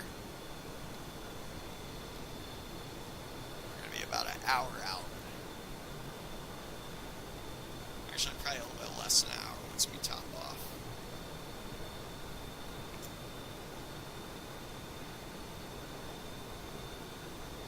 Yeah, I'm not sure what his intentions were. Like I said, usually, like, what I was planning on doing if he stayed level was to form up on him to his side. But then once I saw him start turning with me after like 180 degrees of turn, I was like, uh-oh, I think he's, usually after that point, there's no reason to keep turning with someone, you know, unless you're out to get them or if you're defensive or something like that. Maybe he thought that I was hostile. I was more defensive than hostile. I wasn't planning on shooting unless he turned with me a bunch.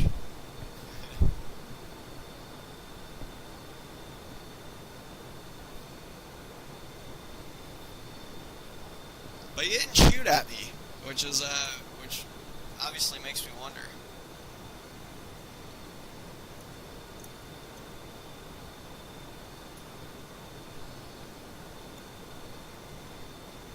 I never got a lock warning, at least.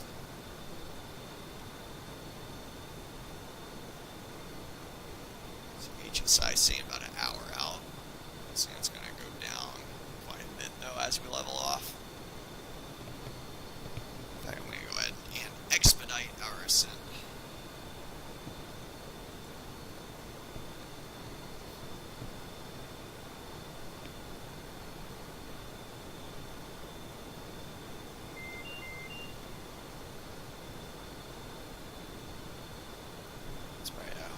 Master caution, yep.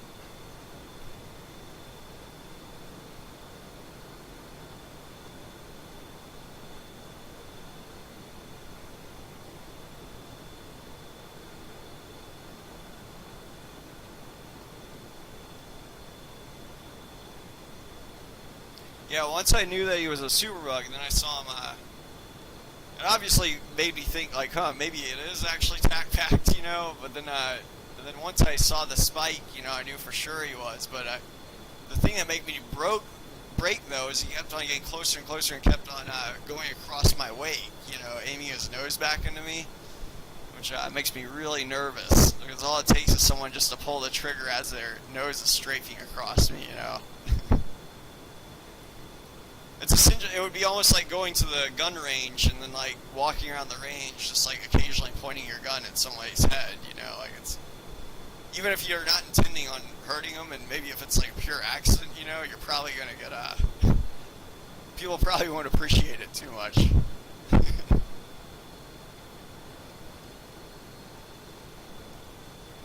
see what we got now as far as fuel.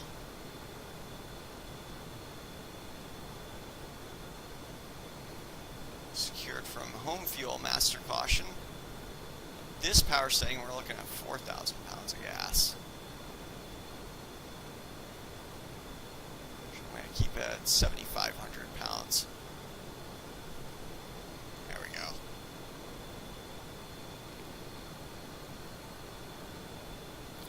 We're cruising at Angels 40. Should be about 50 minutes out now. Yep, or 55 minutes.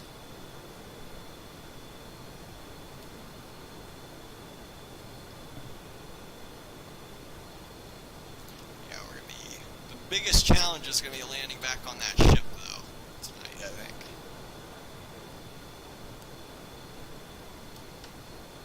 Should we go back to nose hot? I'll be right back. I can use a head again. My kidneys are working like a racing horse's.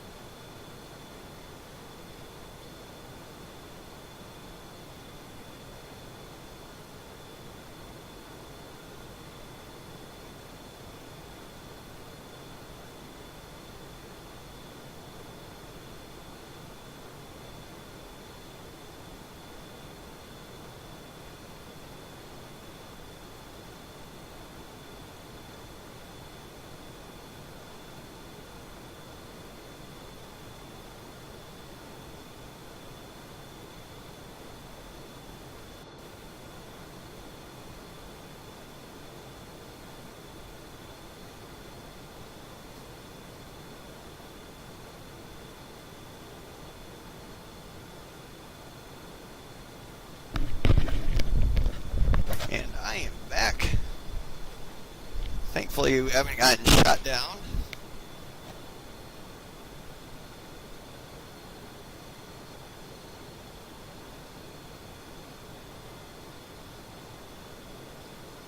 Yeah, I'd have to look at that. My bad. Just catch up on chat. In the Tacview when he spawned and respawned. I'm not sure exactly what that was.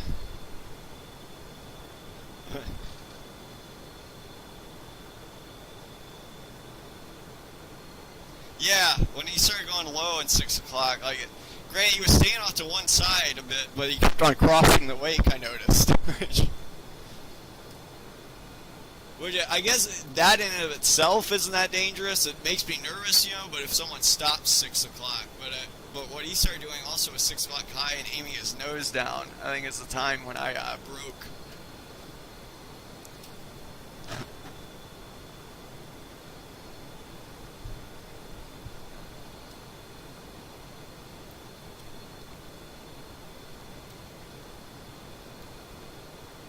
It cut the op short a little bit, but I mean, we're still at about a 2-hour stream now. I guess I'm kind of thankful, I guess, that since they had me abort.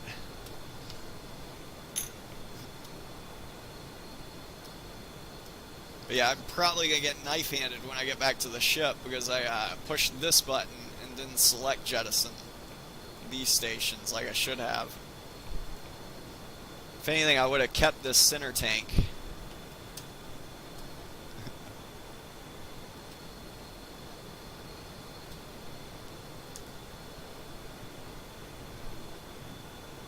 I wanted to get my speed up as soon as I could, but I was probably a little bit too hasty in that decision.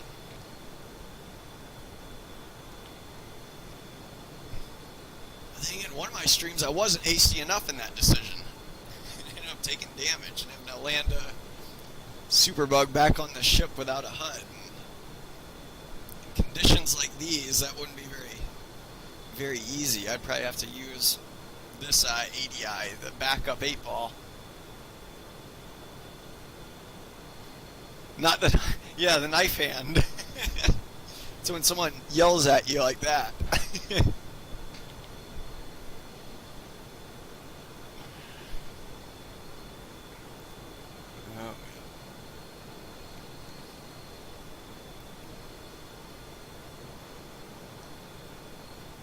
That was slaying.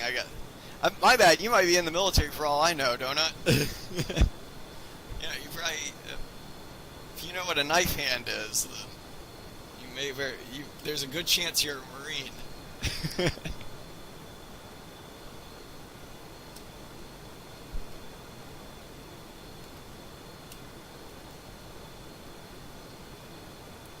Couple waypoint for right now. I think the ship's going to be a little bit off to the left. Probably will start seeing the ships tack in here in about 20 minutes or so. In fact, I'm going to go ahead and switch that over. And also, we should probably be nice and tell the tanker to go home. So, turn to base. Actually, take a look at him, I believe. Yeah, here he is.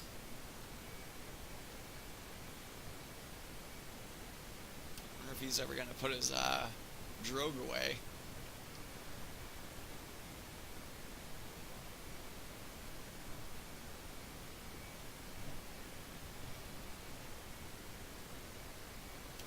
Yeah, these sim objects, he actually won't go back to a base and land or anything.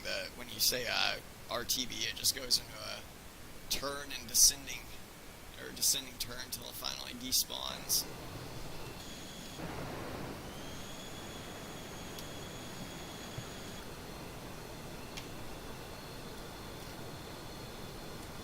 That.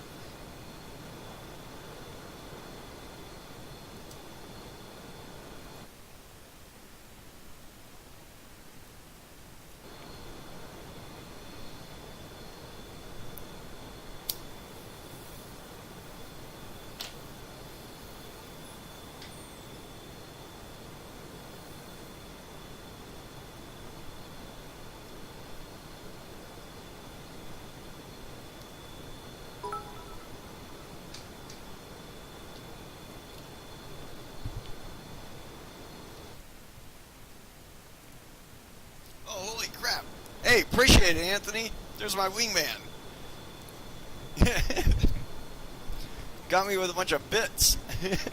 Those are hard earned from watching ads, I know. Excuse me.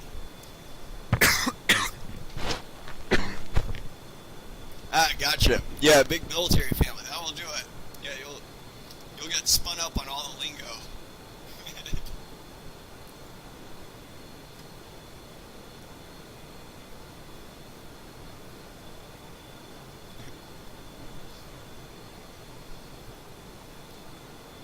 Yeah, that's yeah, we almost got jumped, Anthony. Someone spawned in another super bug who had tac pack. At first, I didn't think he had tac pack, and then he kept crossing my wake, and I eventually broke and dove with him, but I lost track of him in the clouds, and I started ascending, and then went back to the tanker. So there was no weapons fired tonight, but no weapons at all. I actually jettisoned everything.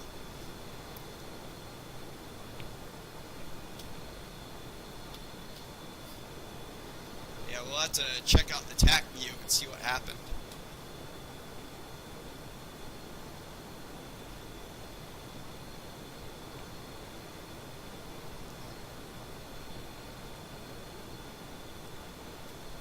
I hope he didn't just keep descending, because I think I chased him down to like 4,000 or 5,000 feet. But yeah, the ground, or I think the Black Sea wasn't too far underneath that.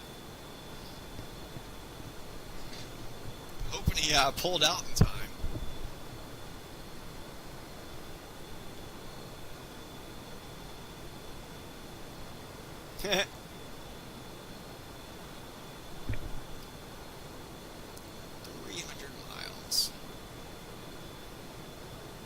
Or 400, excuse me.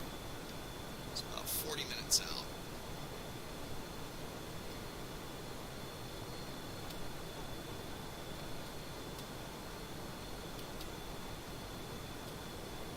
Man, I want to increase power.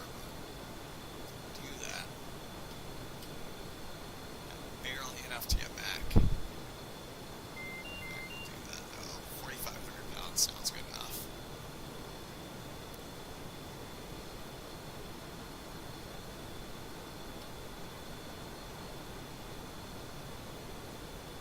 So we going just a hair faster now. I'll shave off maybe about 5 minutes.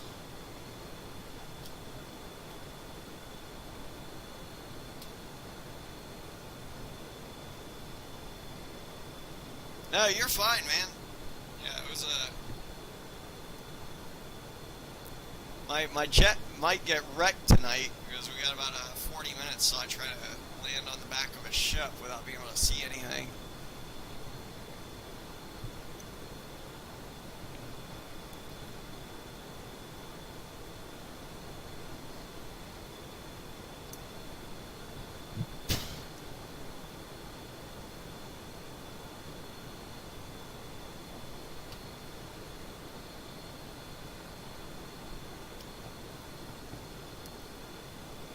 Expecting the ship's tack in at 220 miles, but we've been streaming for 2 hours, so that's going to be 60 miles south of LGKP right now. So probably around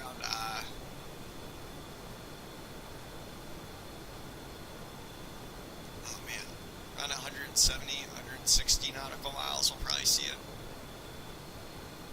from waypoint 0. Yep, 1/16 mile visibility with turbulence and snow. About as bad as you can get. And it's daytime, so we won't be able to see anything as we're trapping. There's not going to be any lights or anything like that we can spot before we trap. I will probably be using radar, though. The air-to-ground radar, or air-to-surface radar. Hopefully that will help a little bit. Yeah, well, I tried to bomb Russia tonight, so I wanted it Russian-themed.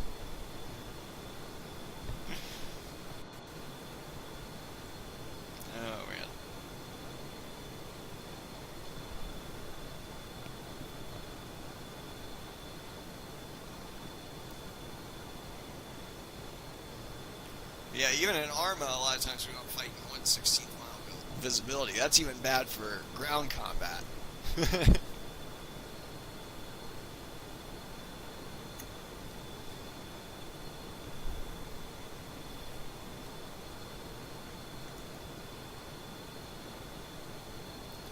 slowly getting there, though. Doing about 1.1 mile.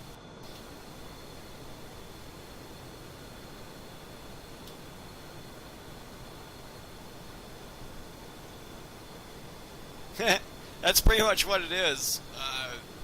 Donut. It's I was telling Anthony, essentially, if you can land in conditions like these, then you should be able to, before your aircraft even takes off, you should be able to go outside, spray paint your entire canopy black, so you can't see out of it at all, and then you should still be able to land.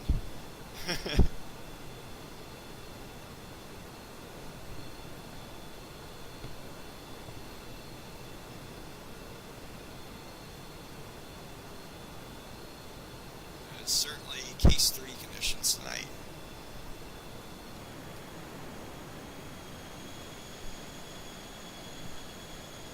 Yeah, Anthony, we'll have to add him to the, oh, appreciate the follow. Typhoon. Yeah, appreciate it, man. Man, that's actually another, it's another mission that I want to do, or that we got to do. Freaking Typhoon class SSBN. I want to go hunting for one.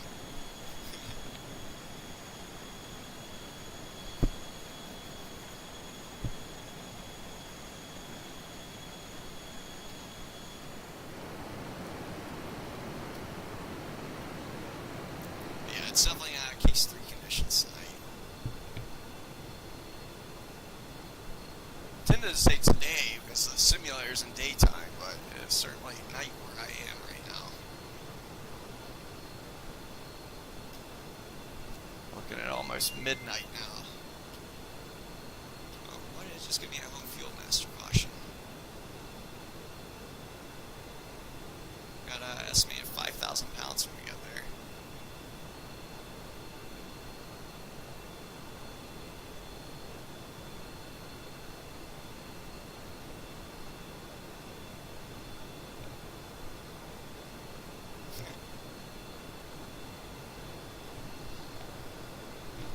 Yeah, I found a Typhoon class SSBN, so I was thinking it would be we could simulate a damaged Typhoon at sea and go hunting for it with harpoons.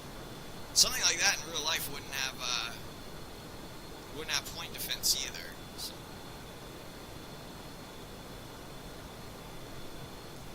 I'm getting a home fuel master caution.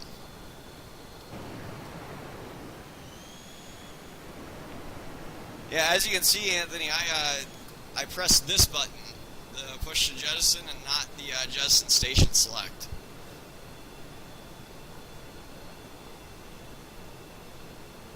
It was still moving at the time. Oh, man. Yep. I wanted to get rid of it quick. I didn't know he started turning with me, so I just went ahead and mashed it. But yeah, I did not keep the centerline tank. Granted, I'm still a noob even for jettisoning those 2 inboard ones. I took off with a total of 3 tanks tonight. And we had 2 harms and then 2 Mark 83s, but both of those got jettisoned when we got jumped.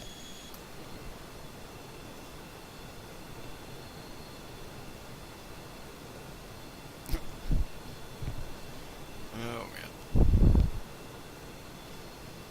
that reminds me. Like at work, I joke all the time, like because around lunchtime, if you try to use a drive-through around here, I was supposed to be 900 nautical miles. I think we got jumped at about 600 though, so we still made it past the 500 nautical mile threshold.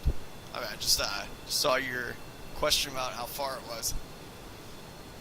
Yeah, we oh, there's a home fuel master caution again. We're stalling on 5,000 pounds though. It's kind of weird. But yeah, it takes forever to go through a drive-through, so we're always saying, man, it would be quicker to, instead of going to the drive-through, go to the bank, take out a loan, get a few hundred acres, raise some cattle, grow them, start a family and everything, and then, like, you know, slaughter the cow and everything, then you can eat your lunch. Then you'll be back, and everyone will be like, wow, that was fast. And we'll be like, yeah, I didn't have to go through the drive-through.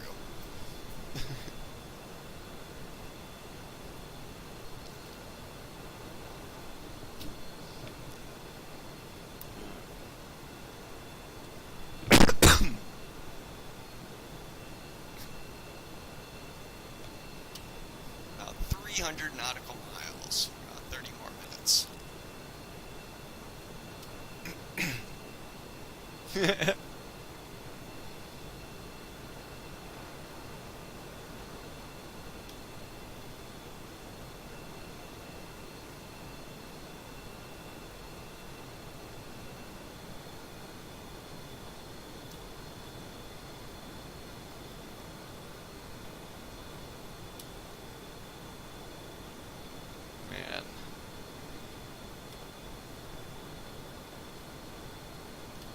Oh man, I don't even know the BRC for the ship.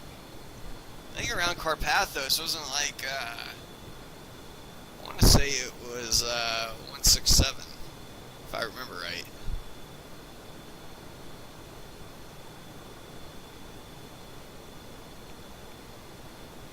I'll go ahead and set that.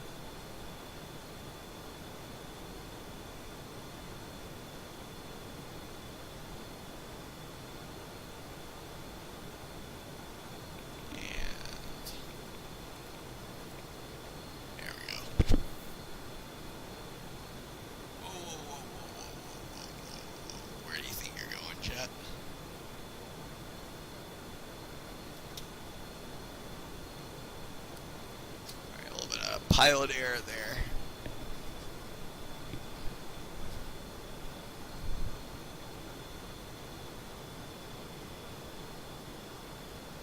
Yeah, it really doesn't. Like it's insane, man. Like if you, like a lot of days we'll get like 30 minutes, you know.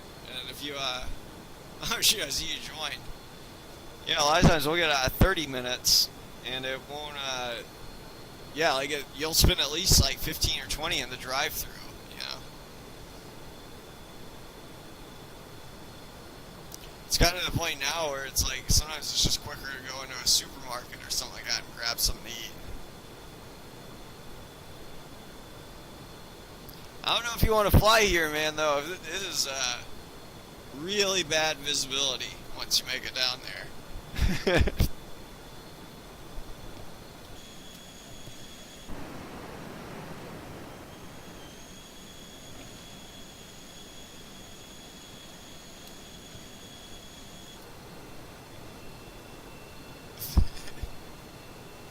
Like, it doesn't look bad from like the stream right now, you know, but trust me, once you make it into the soup down there, it's your visibility just disappears.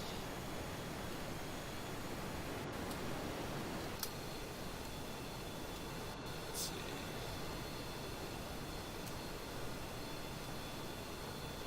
It's looking at 5,000 pounds. About 10 more minutes till I'm expecting to start seeing the ships tack in. See, it's been streaming for 2 hours and 16 minutes now, so that is at least about 70 miles south of Carpathos now. Reset my timer.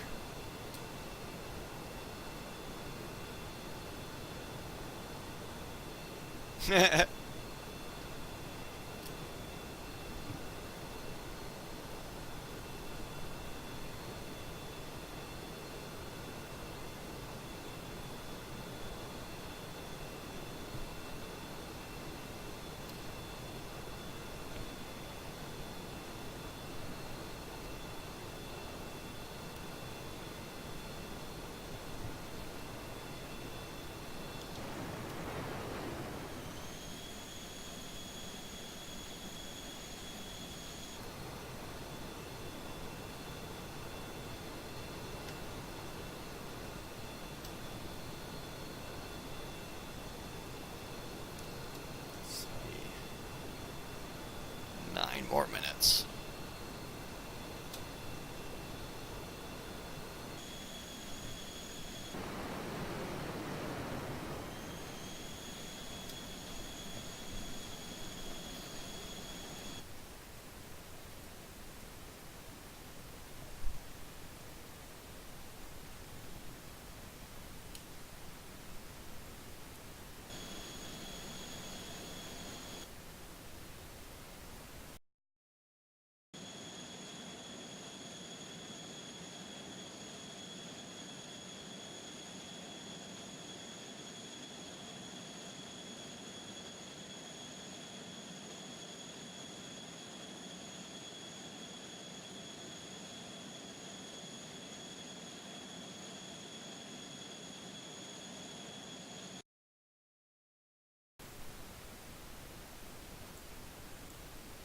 Looks like Anthony spawned back in there.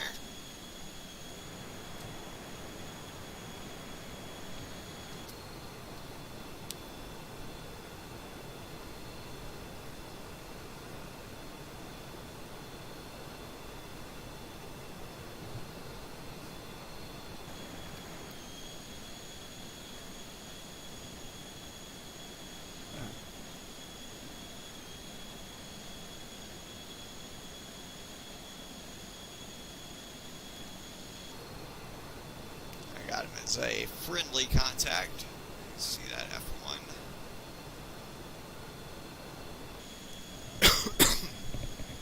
Excuse me.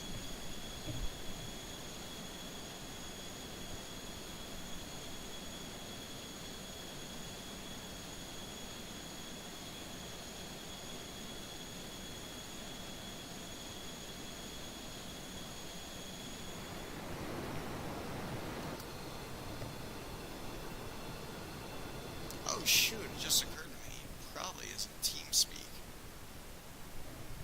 Go check that.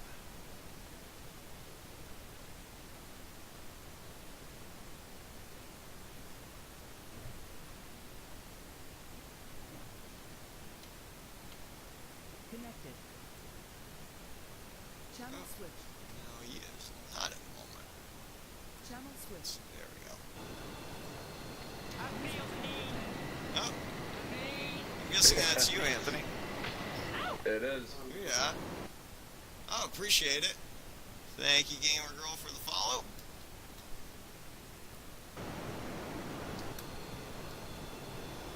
Good luck on the landings. Yeah, we're gonna need it. My bad. I'll slow down for you a little bit. I'm at 1.1 Mach right now. Roger. I'm full burners trying to catch up. Yeah. About 25 minutes out from waypoint 0. Still flying over Turkey right now. Nah, Roger. Yeah, dude, I was freaking exhausted last night, dude. Oh, man. I got my cover letter done, got my resume done, so. Holy crap. Appreciate it, Elite Legend. Yeah. Got a lot of followers. Making me feel special tonight. Special man, Doc. Sure. Oh, man. Yeah, resumes are a pain in the butt. Just job hunting in general. Job hunting in of itself is a job. It is. It really is. It's the reason I haven't been,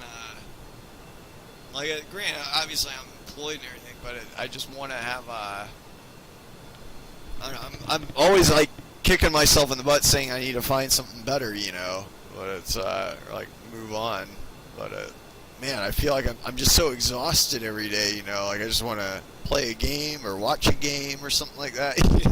Exactly, dude. Yeah. Where'd all my discipline from the military go? Oh, man.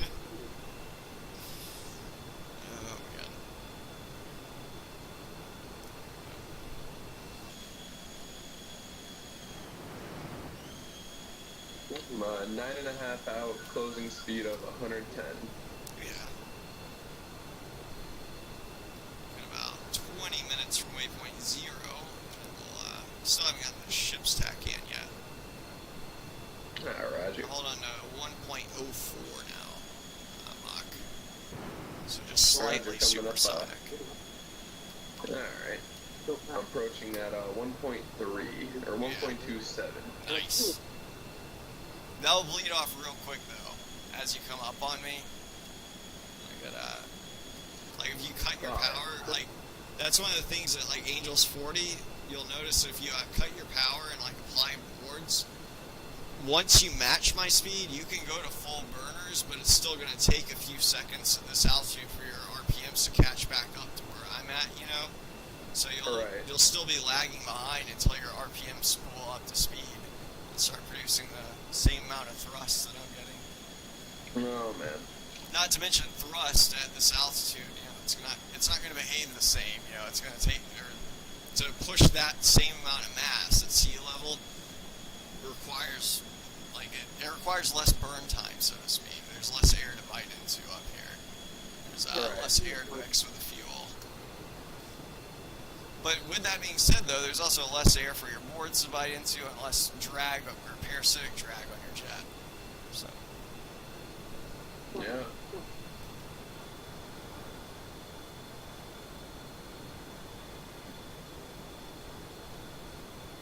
Yeah, my mom goes, I don't want to hear you up in the middle of the night. I'm like, well, that sucks.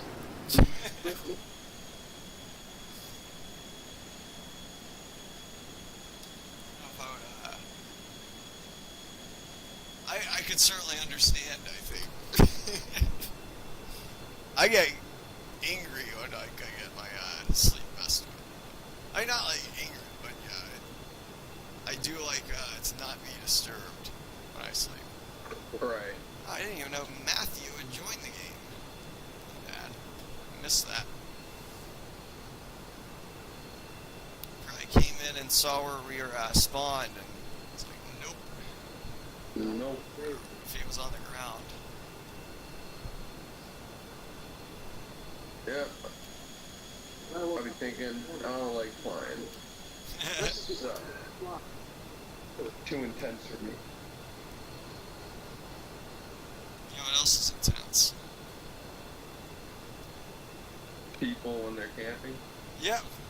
They are usually intense. The circus is a lot of times done inside of tents. Right, right. Tent shopping. A lot of times people are inside of tents. Tent shopping can be intense.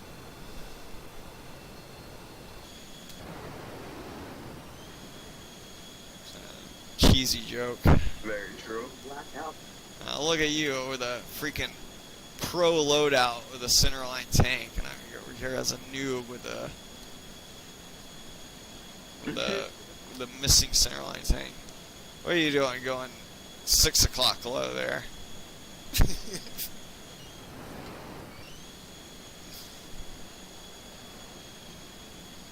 Hey, better watch it. Sorry, I'm just Don't like if you like even if you're like joking around, like the hit detection box is still pretty big, you know, a lot of times. So I wouldn't even joke like my shooting pat, because I've seen that done. Or that's happened to me a lot of times. Like where someone's like, "Shoot," but I was just joking. You know, they end up knocking out the jet. yeah, no, I'm not engaging. You know, Yeah. don't worry.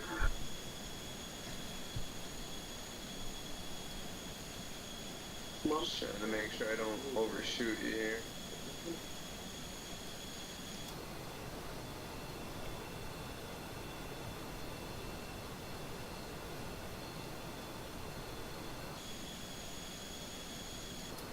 Yeah, looking good.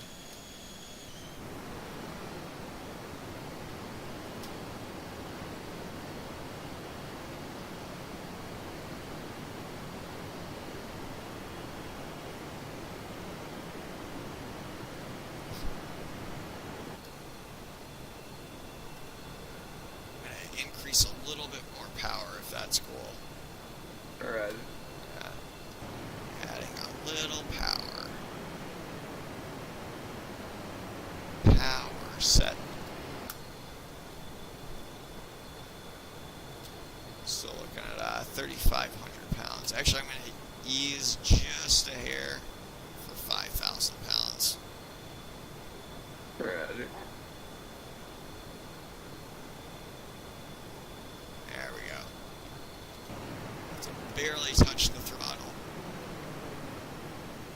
And for those that are watching, when I'm going off that efficiency, I'm guessing, yeah, that's your spike.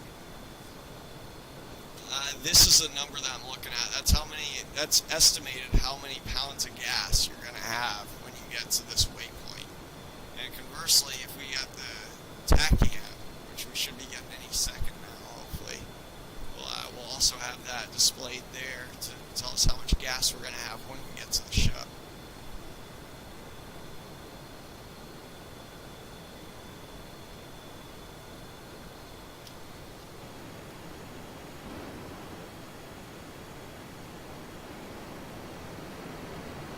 Finally getting out of Turkey, or about to get out of Turkey.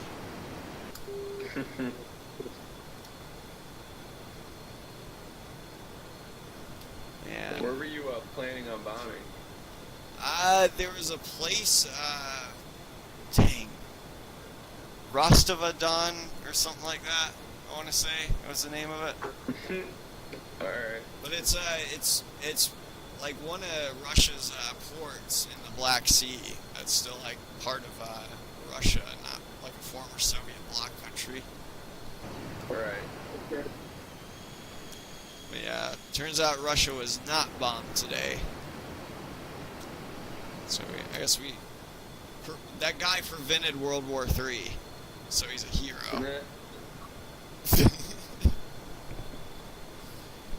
Who was it? Oh man, Captain something.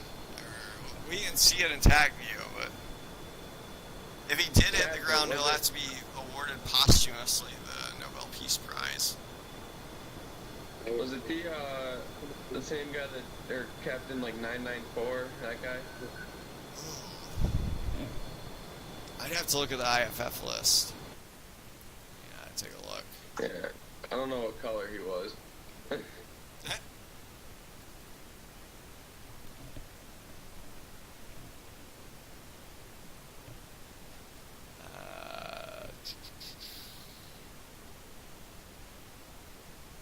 No, it wasn't Captain Jack 994. I'm pretty sure okay. it wasn't. But we got him listed as green anyway, so he is, it's like he's usually friendly. Roger. Hey, what up, Turtle? We are flying back to the ship. We're going to be landing at 1/16th mile visibility during daytime. So if you came to see me get scraped off the back of a ship with a spatula, you might have come to the right place. Just might be your lucky day.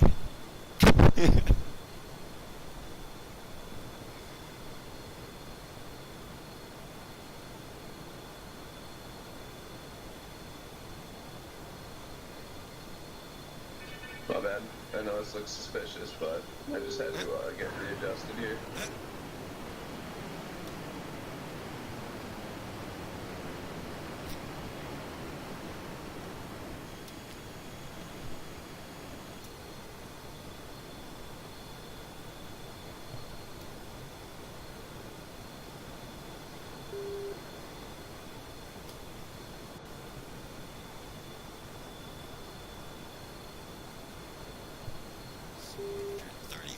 Finally got this ship's tack in. Oh, my bad. Coming left. No worries. Yeah, are you on? Yeah, you're on my right side, so I should be good. Coming left. And that's going to be a tack in. Coming left, so it's not going to be very gentle. My bad. I should have called for it eased out. Shoot, I'm a noob.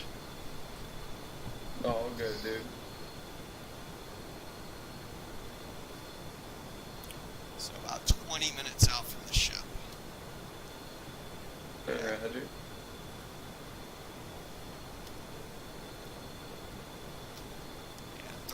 zero is bingo fuel.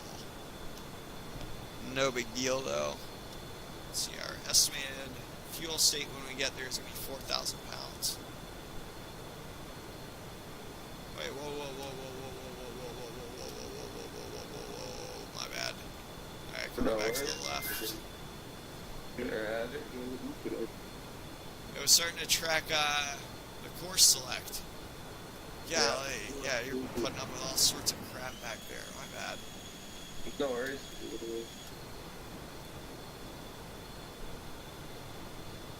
Yeah, I know it's a pain at this altitude fly formation too. So my bad. No, you're good. No big deal. We're in hyperspace right now. We're on supersonic.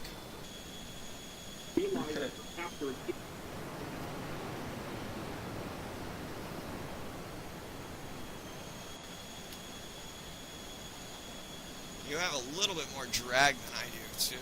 Looks like. Yeah. Yeah, just the. Oh man, you don't have your FLIR pod. You just lost all your cool pods. Your cool points. Yeah, I know. I have the because when I selected the in the aircraft manager, I selected one of the preload outs because the other day I was just trying to get in quick, and so I selected just one of the. I think this was the Combat Air Patrol 2. Or no, it was the air to ground attack 1 or 2 because it came with 4 harms and 3 tanks. Which doesn't make any sense because you think they would put a FLIR on for you, but.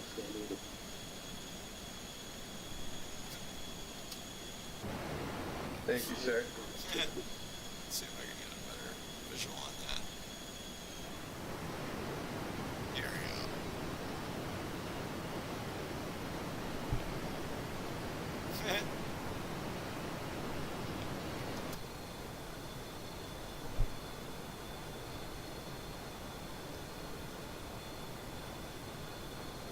And 77 miles.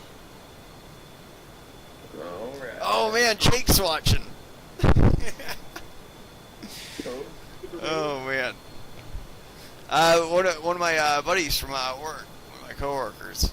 Yeah, Jake, I'm going to be landing in a 1/16th mile visibility here in about let's see, about 20 minutes or so, about 15, or really about 10 minutes before we're starting to commence and whatnot. We're getting ready to land, getting on course.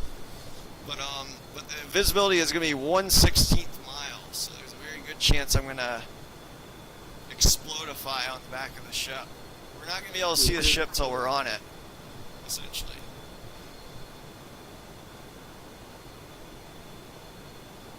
Yeah, no worries, Turtle. Yeah, thanks for stopping by.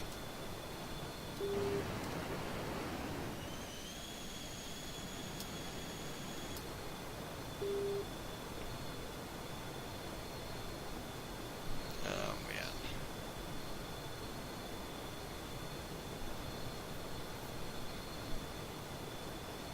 God, I can't wait. Oh, man. It is nerve-wracking.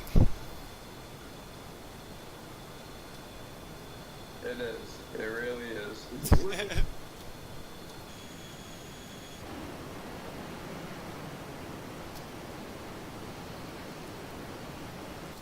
to be a thunderstorm, snowing, and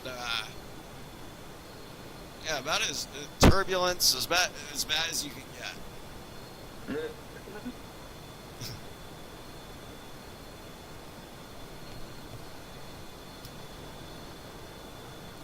And it's we actually did very similar conditions the other night, except we did it at nighttime, which you would think that's harder, but it's actually kind of counterintuitive because at night you can actually see the lights breaking through the fog, but in daytime you won't see any of that. It's just gonna be all grayed out.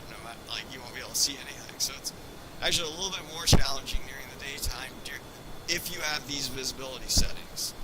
Obviously, generally speaking, night landings are going to be tougher, but under these circumstances, this is I'd rather take it at night than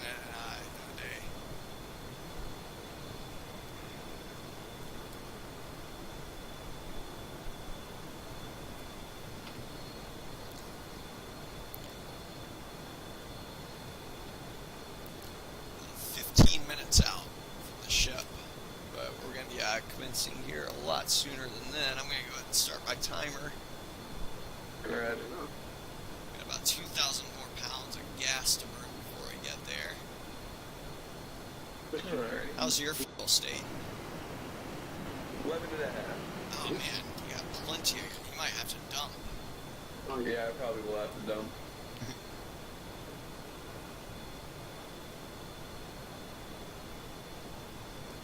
Yeah, exactly. Like, you can at least see the location of the ship a little bit easier with the lights on it and whatnot. And even in real life, they actually have an eye-safe laser for foggy conditions like that. So that way, like at night, you would be able to actually see like the pinpoint of where the ship is. The best thing that we're gonna have during daytime is I'm gonna actually lock onto the ship with my air-to-surface radar. Excuse me. And then use that on my HUD to hopefully tell me where the ship is. But other than that, we're just going to have this heading bug, and then we're going to have needles, obviously, or the ILS needles. I'll be flying that.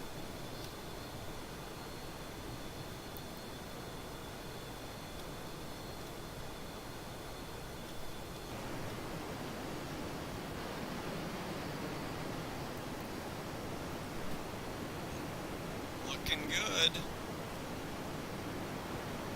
Thanks, man. Not you. Me.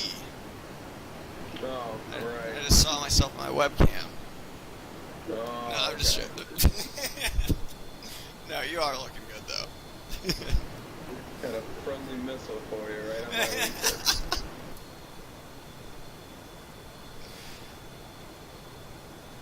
Oh, man. I was watching a documentary earlier about Fox 1, Fox 2, and Fox 3. Yeah. Fox 1's semi-active, Fox 2's IR missile, and Fox 3's active radar missile. Yep. It's pretty interesting. They were, guy was talking about how Fox 2s are great, but if your buddy, if your wingman drops in between you and the bogey after it's fired, and that missile is tracking whoever the fuck Yeah. is. The missiles don't really have an IFF on them. The jet does, to tell you who's good and bad, but once that missile's airborne, it's kind of got a mind of its own, and we're just trying to predict that mind. Oh, shoot. Yeah, Jake's asking how far can we reach out on our HUD. So this radar, right now we're in air-to-air mode, but it's looking at 80 miles, which is the max range for this radar, or the APG-73. The current ones that are in use in the Navy, the APG-79s, are that's classified, I believe. They actually don't say how far those go.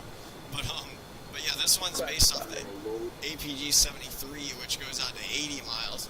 We can also do that on air-to-surface mode as well. So we'll switch over to air-to-ground right now, and we're looking at map view right now, which, as you can see, that's just a general purpose, 80-mile cross-section. We can actually speed it up a little bit more. Actually, we're looking at a bunch of water right now, so that's why it's not really displaying a whole lot. But we can also switch it over to these different modes such as sea. Now we're going to be looking at sea-track radar, so that's what I'm going to be using for the ship, essentially. But it can look out at 80 miles, and when I lock something up, even if it's 80 miles, it'll still show like a diamond on the HUD. Holy crap. Appreciate it, Turtle. Wow, I know those bits are hard-earned. Yes, they are. Yeah, some of those ads are, you gotta put up with. Just get them. Yeah.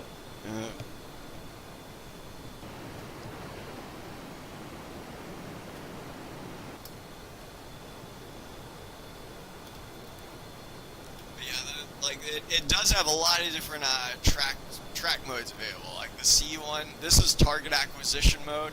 So say if something like a tank was moving across the ground, I could point my nose at it and it should be able to find it if I'm in gun mode.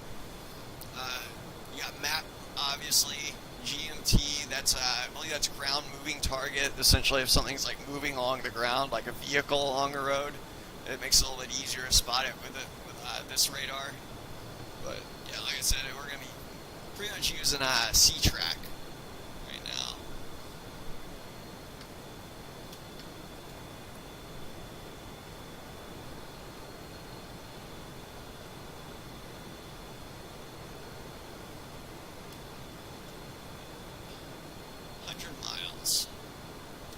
also be able to confirm the BRC once we get to 80 miles. I'm going to make my course change then.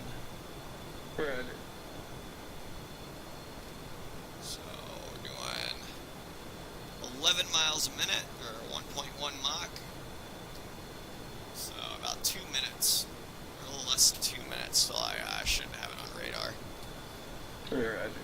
I am resetting my timer and seeing how accurate I am. I'm going to guess 1 minute and 45 seconds. No, okay. Cool.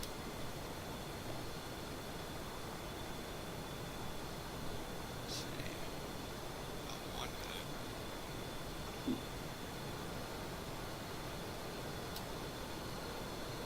Alright, I know in the real Navy for flight school you gotta be able to predict that to within 30 seconds each waypoint. Your whole flight plan. Yeah.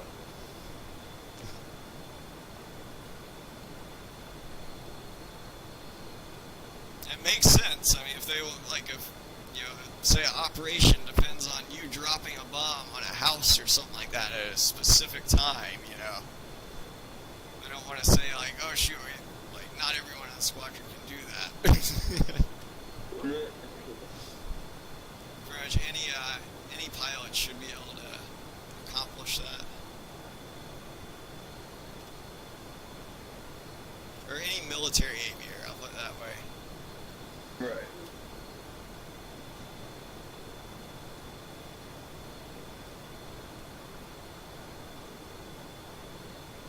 Let's see.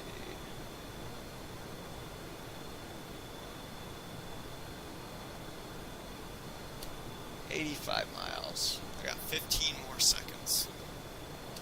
So I think I'm going to be late by about 15 seconds, it looks like.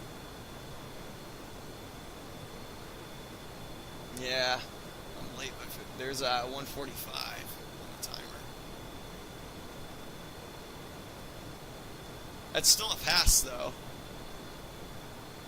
Close enough. And there is 2 minutes, and yeah, that's pretty darn close. There it is. Or we should be getting it on radar now. Yep. Let's take a look here. Whoops, my bad. It's gonna jerk. My bad. Might want to ease it out a little bit. 176, so 167 I'm going to be using. And I'm going to go ahead and actually start turning to expected final bearing, if that's cool. Okay. Yeah, I'm going to go ahead and go nose cold here. Actually, no. I'm going to keep my nose high, because I'm going to be using radar on my landing. Let's see. Oh, I need to go TCN. Alright, coming right. I'm going to be coming off to the right. Roger. Follow you in just a sec. You can go straight in if you want. Yeah, but yeah, you don't necessarily have to use my route. This is my initial commencement.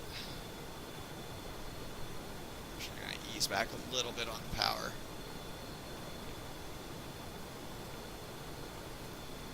I'll be using 210 degrees for right now.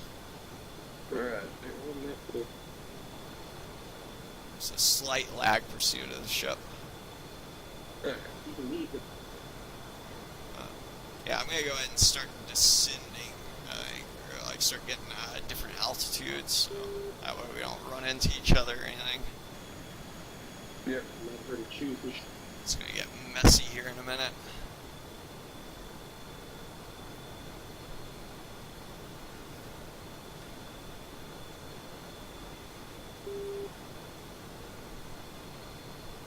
Just gonna keep on flying this route for right now. Roger. We'll come up on you and do a little fun stuff, and then we'll start grabbing some distance between us. Yeah.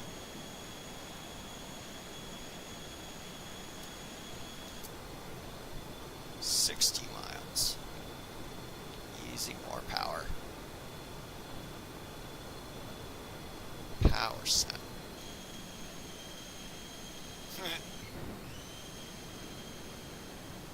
Uh-oh.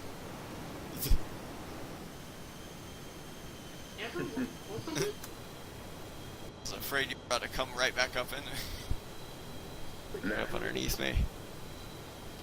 No, that was cool.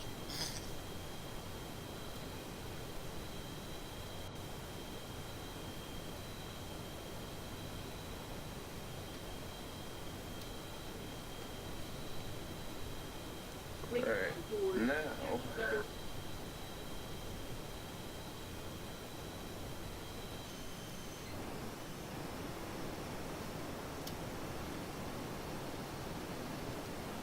plug my monitor in here so I have a better chance of seeing things. If you were flying this whole time without a monitor, I don't know how. Well, on my very crappy laptop's monitor. Oh. Yeah, that would have been pretty intense.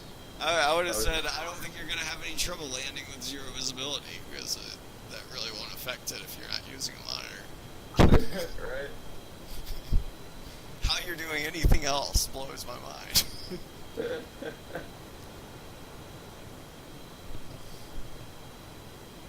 No, Doc, you know, just, Are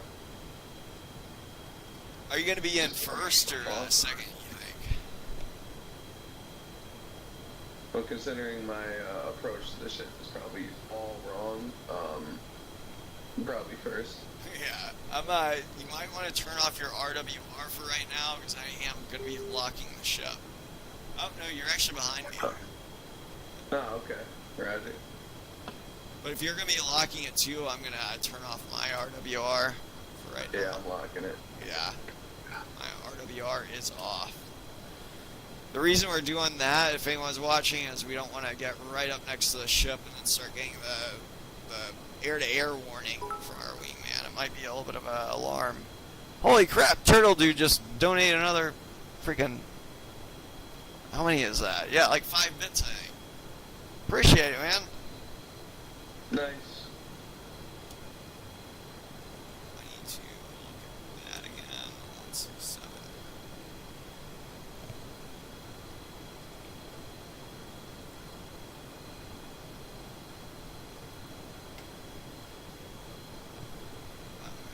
I am convincing from 40 miles. Alright, I'm on 41. Roger. 37 right now.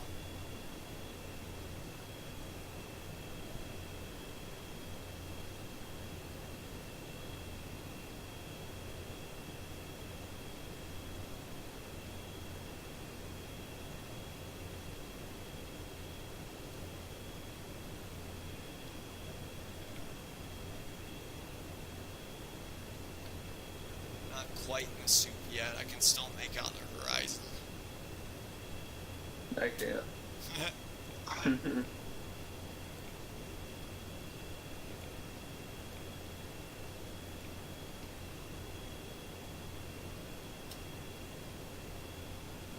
Passing through Angels 10. Or coming up on Angels 10 now. Roger, passing through Angels 8.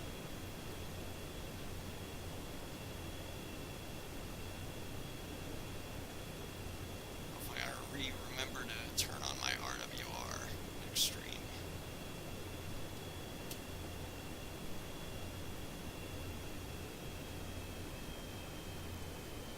Miles.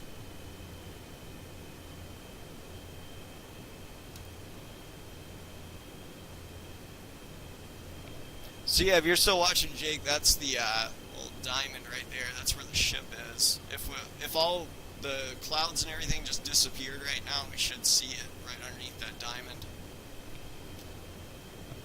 I got you right in front of me. Oh yeah. Oh yeah. Okay, I see ya. 310 platform 4.6. 305 platform 7.9.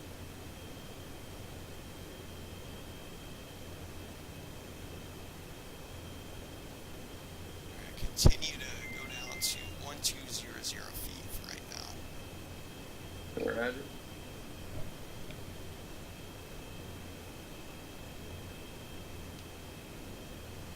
Got your spike back there. Oh, yeah.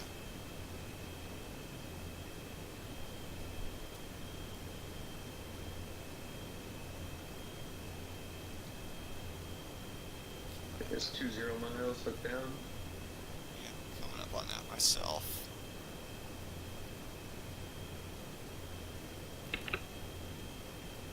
.310's hooked down.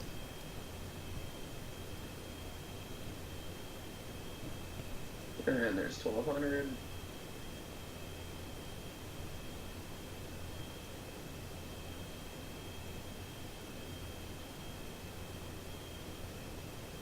Oh jeez, my heart's already racing. Nervous. You can always go around, too. That's true.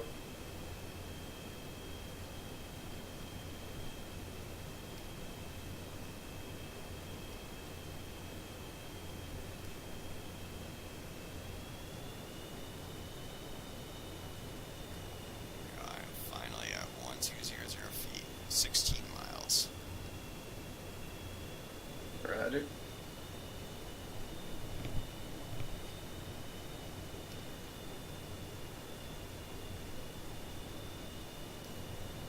Coming out of air ground mode and into nav mode. Dang, so I'm getting that master caution. 305 needles. Lie left, lie up.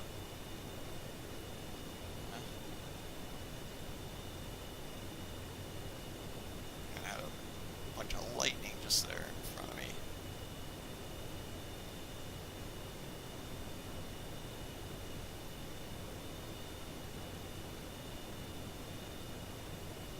Bounced around a little bit by the turbulence. It's not as bad as I thought it would be. How'd my hook go back up? 310 needles. 10 miles needles. Fly left, fly up. 305, 5 miles, down and dirty.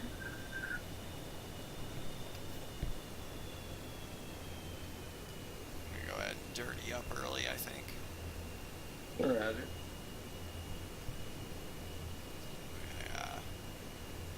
I'll run you over.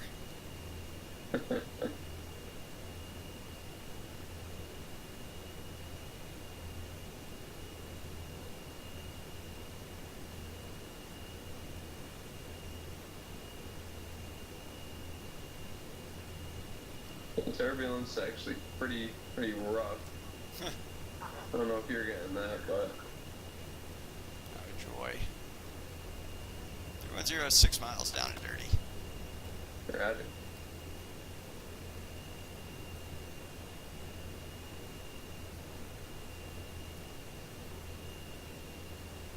Yeah, like once you slow down, it's a little bit more pronounced, it feels like. Yeah.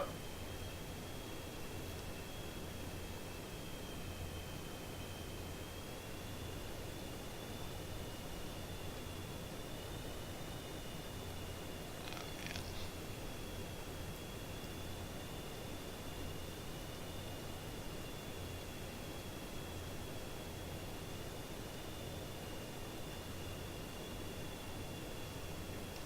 Riding the bottom of the E-bracket just because I'm so scared to slow down. It's just like in my instinct just to give it power and pull up. Yeah, You I'm can't also, see anything. Yeah, I'm riding the bottom of the E-bracket too.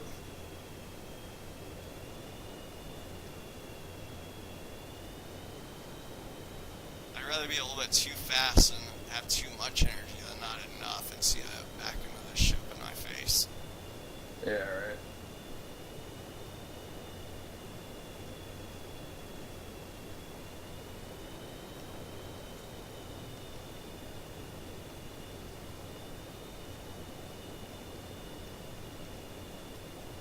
I'm gonna put a little bit of lead on that ship. Roger.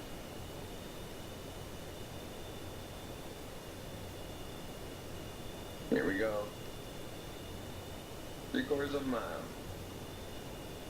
All the ball that you can't see. It is Rhino Clara.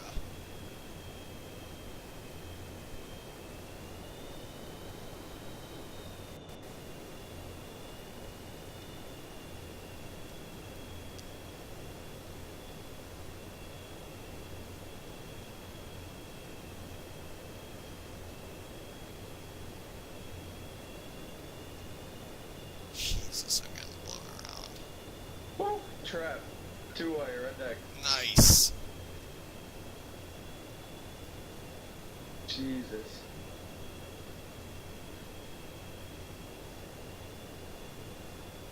I was nervous there because my needles were starting to, my glide slope was fine, kinda. My needle was starting to come left a little bit, and I was like, oh crap.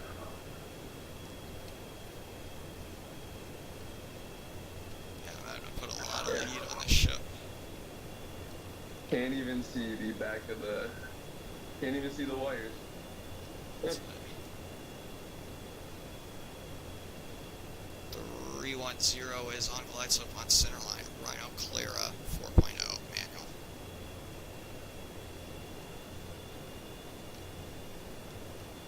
A little low.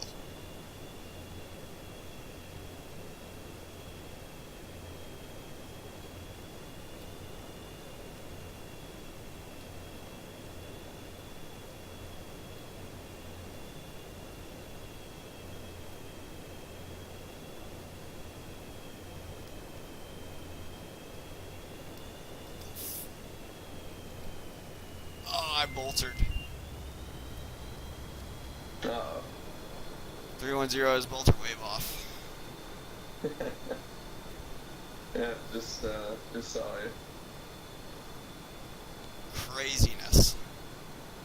Yeah. You had some frame hits too there. Did you? Yeah. Huh. Oh well. I'd rather be too high than too low. Right, right. Conditions like this. I'm 1200 feet again. Going aft.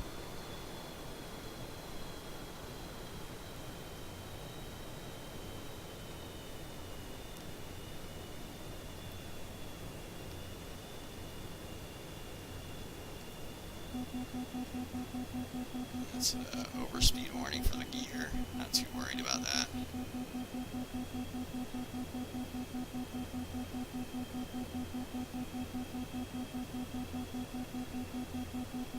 Slowly slowing back down. Should cut off at 240. There we go.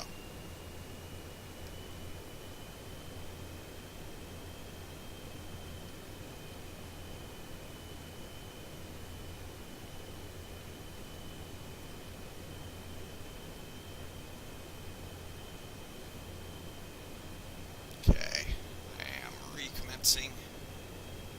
Right.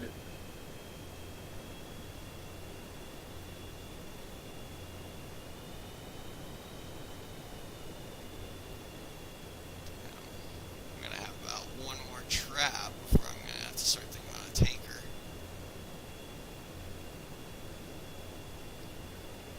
Golly.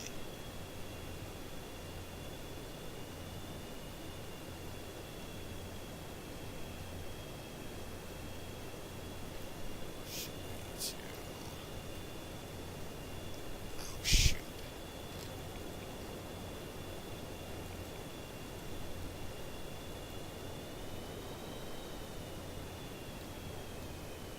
There we go. I lost about 200 feet of altitude there. That's not ideal. Uh-oh.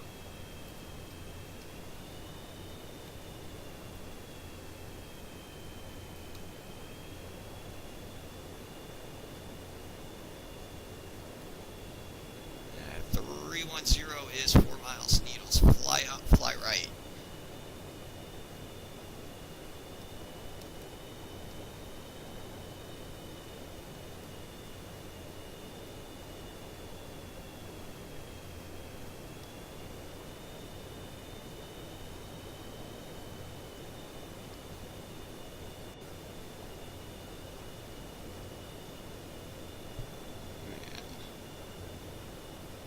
Man. Need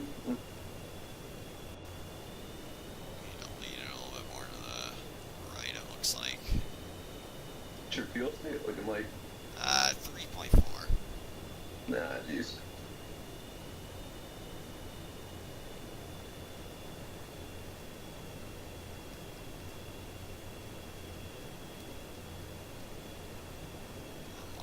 slope.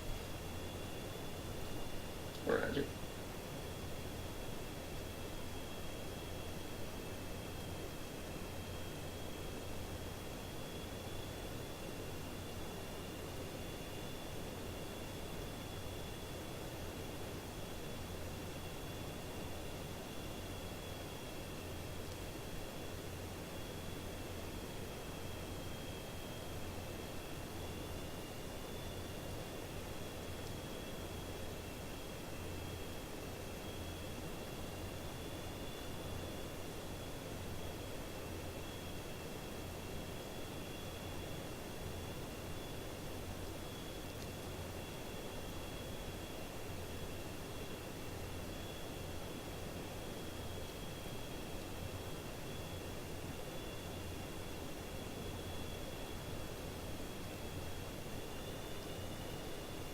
Three 1-0 is on glides up on center line. Rhino Clara 3.2 manual. Roger. He's all yours, Zach.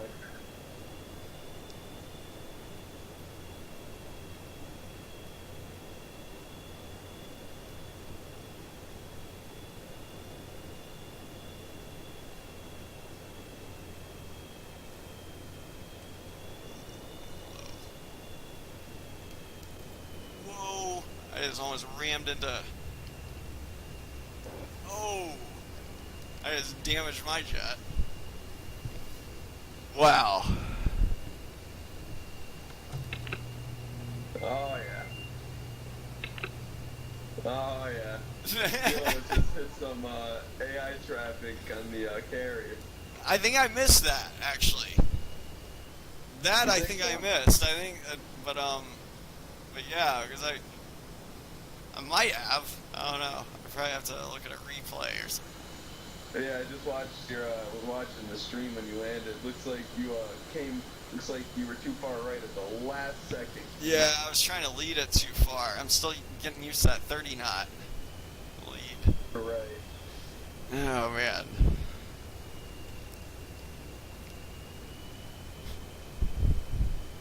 What wire did you catch on that one? One. That was a taxi to the one wire. Because I had too much to get there, Highness. But yeah, that would, I think this jet, for tomorrow's stream, I'm going to have to remember to take out borrow someone else's jet. So I think this one's going to need some work done. To specifically the right one. The Maybe it was right the left wing wing. I don't know. I'm so amped up, I don't even remember.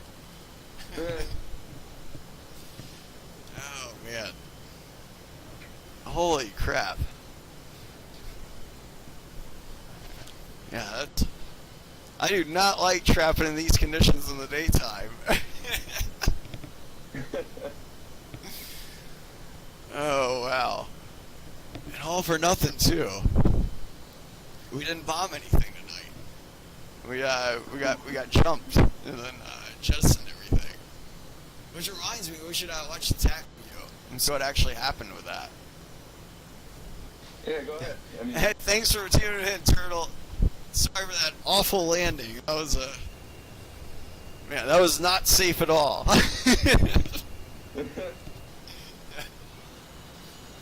Oh man. But did you die? That should be one of the memes. You know the guy from The Hangover. oh yeah, but did you die? Oh man. Yeah, that's gotta be one of the nastiest traps I've ever done on stream. I'm gonna watch the Tacview, I think. Are you cool with it if I shut the server down? Yeah, Oh, before we shut the server down, turn on your RWR so we don't forget that tomorrow. my RWR has been on. I actually wasn't getting locked that whole time. Oh, so wow, it wasn't a okay. problem. Yeah. Well, my RWR is back on, but I'm gonna kill the server. Start actually Right. fold my wings too. There we go. And let's exit that. And where is Tacview? There we go. Let's see if that works. Oh isn't it showing it up? It's like showing OBS in the background. Let's see if that ever loads. Yep, okay, there we go. It's on now. Alright, so let's see. This is me en route. Went and rendezvoused with the tanker for a little bit. And we left the tanker. There he is.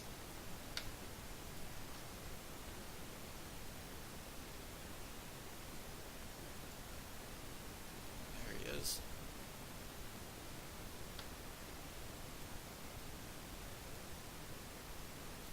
He didn't engage, did he? No, this is so he kept on cross my wake, which was making me nervous. So I'm gonna watch in his HUD and see what he was seeing. Oh, Captain Teddy, you can throw him on as green. Oh, okay. Yeah, so yeah, I probably overreacted here. It looks like he was doing a wing wave right there. Yeah, he's a really good guy.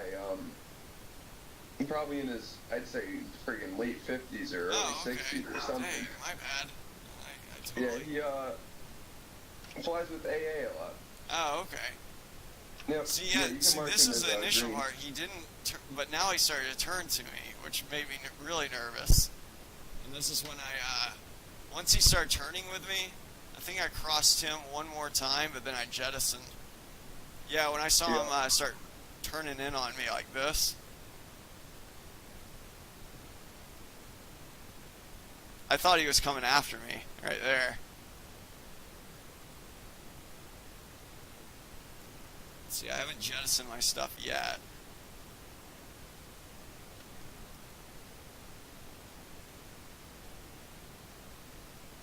Yeah, there it goes. So I jettisoned all my bombs, because I didn't like how he was turning into me right there. Right.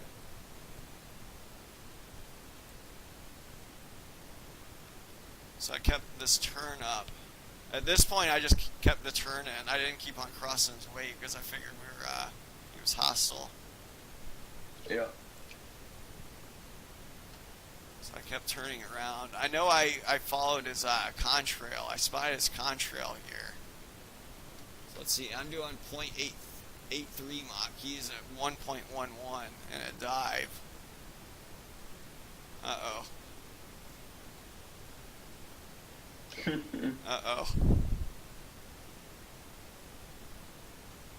Oh, come on, pull it. Okay, good. He didn't. Here he's pulling out.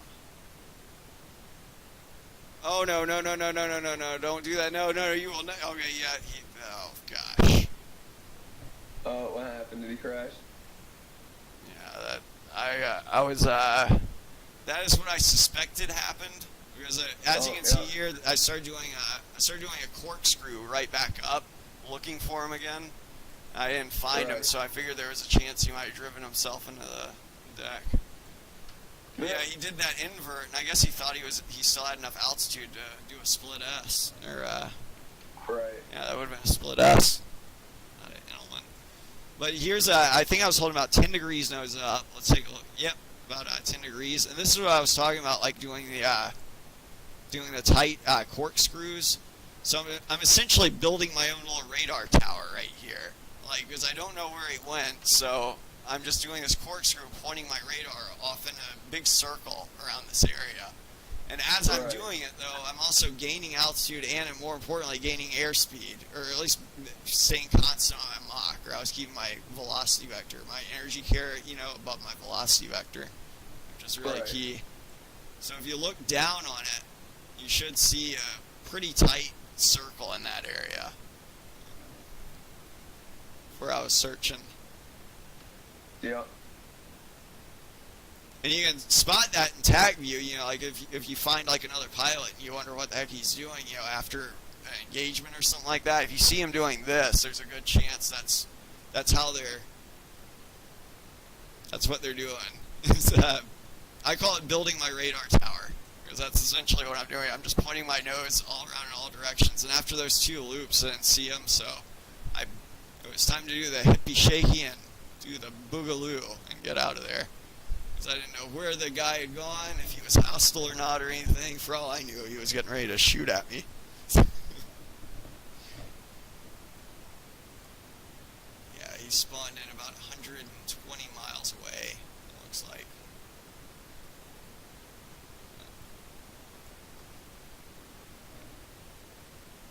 Oh, later, Jake.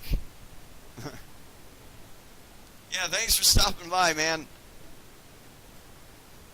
There's my bolter. Let's take a look at my bolter. I should have gone around as soon as I started to see those jets on the side. Didn't really have much time, though. Oh, man.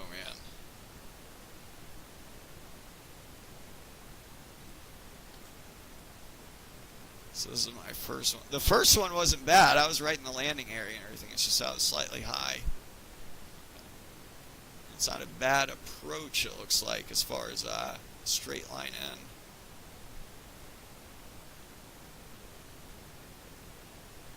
Yeah, it's touchdown way too late there. My bolter wave off was pretty good, though. Went to the downwind. 5 miles aft, and then did my turn back in.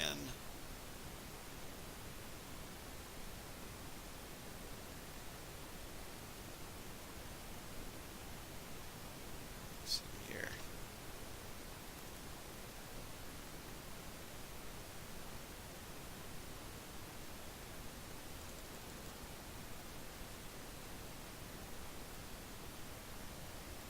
Whoops, I need to go at normal speed. There we go.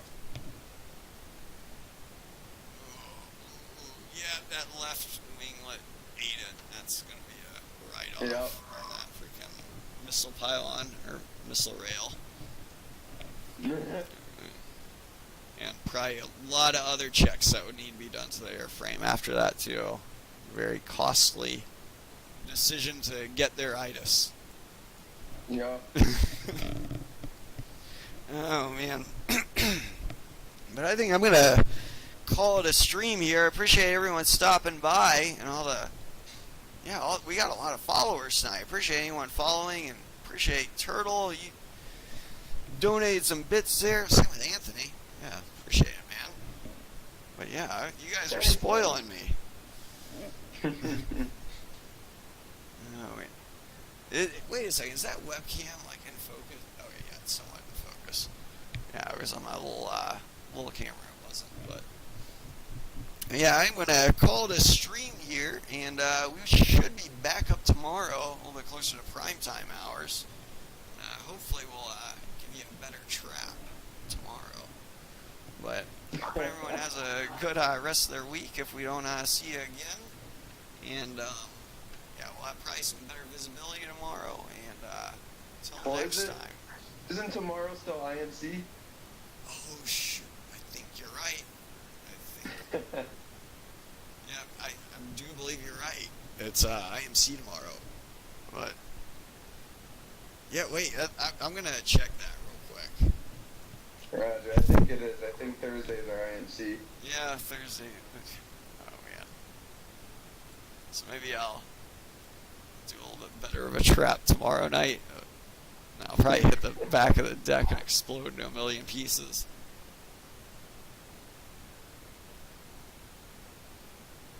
Let's see. Where's my schedule? The schedule. The schedule. Schedule. Dang it! I got feedback from my. There we go. Okay, let's mute that. Yep, primetime IMC strike. So yes, tomorrow will be IMC. Yeah, again. Yeah. Oh, man. But, yeah, like I said, appreciate everyone tuning in. We'll be back up tomorrow for another, where there's a very good chance I'll be breaking another jet. Squadron. Hopefully it won't take too long. Fly Joe's jet. Yeah, I think I'll fly Joe's jet tomorrow. But, that way if it breaks, it's not... Yeah, not that big of a deal. Repair. Oh, man. But wishing everyone the good rest of your week if we don't see you again, and happy flying until next time.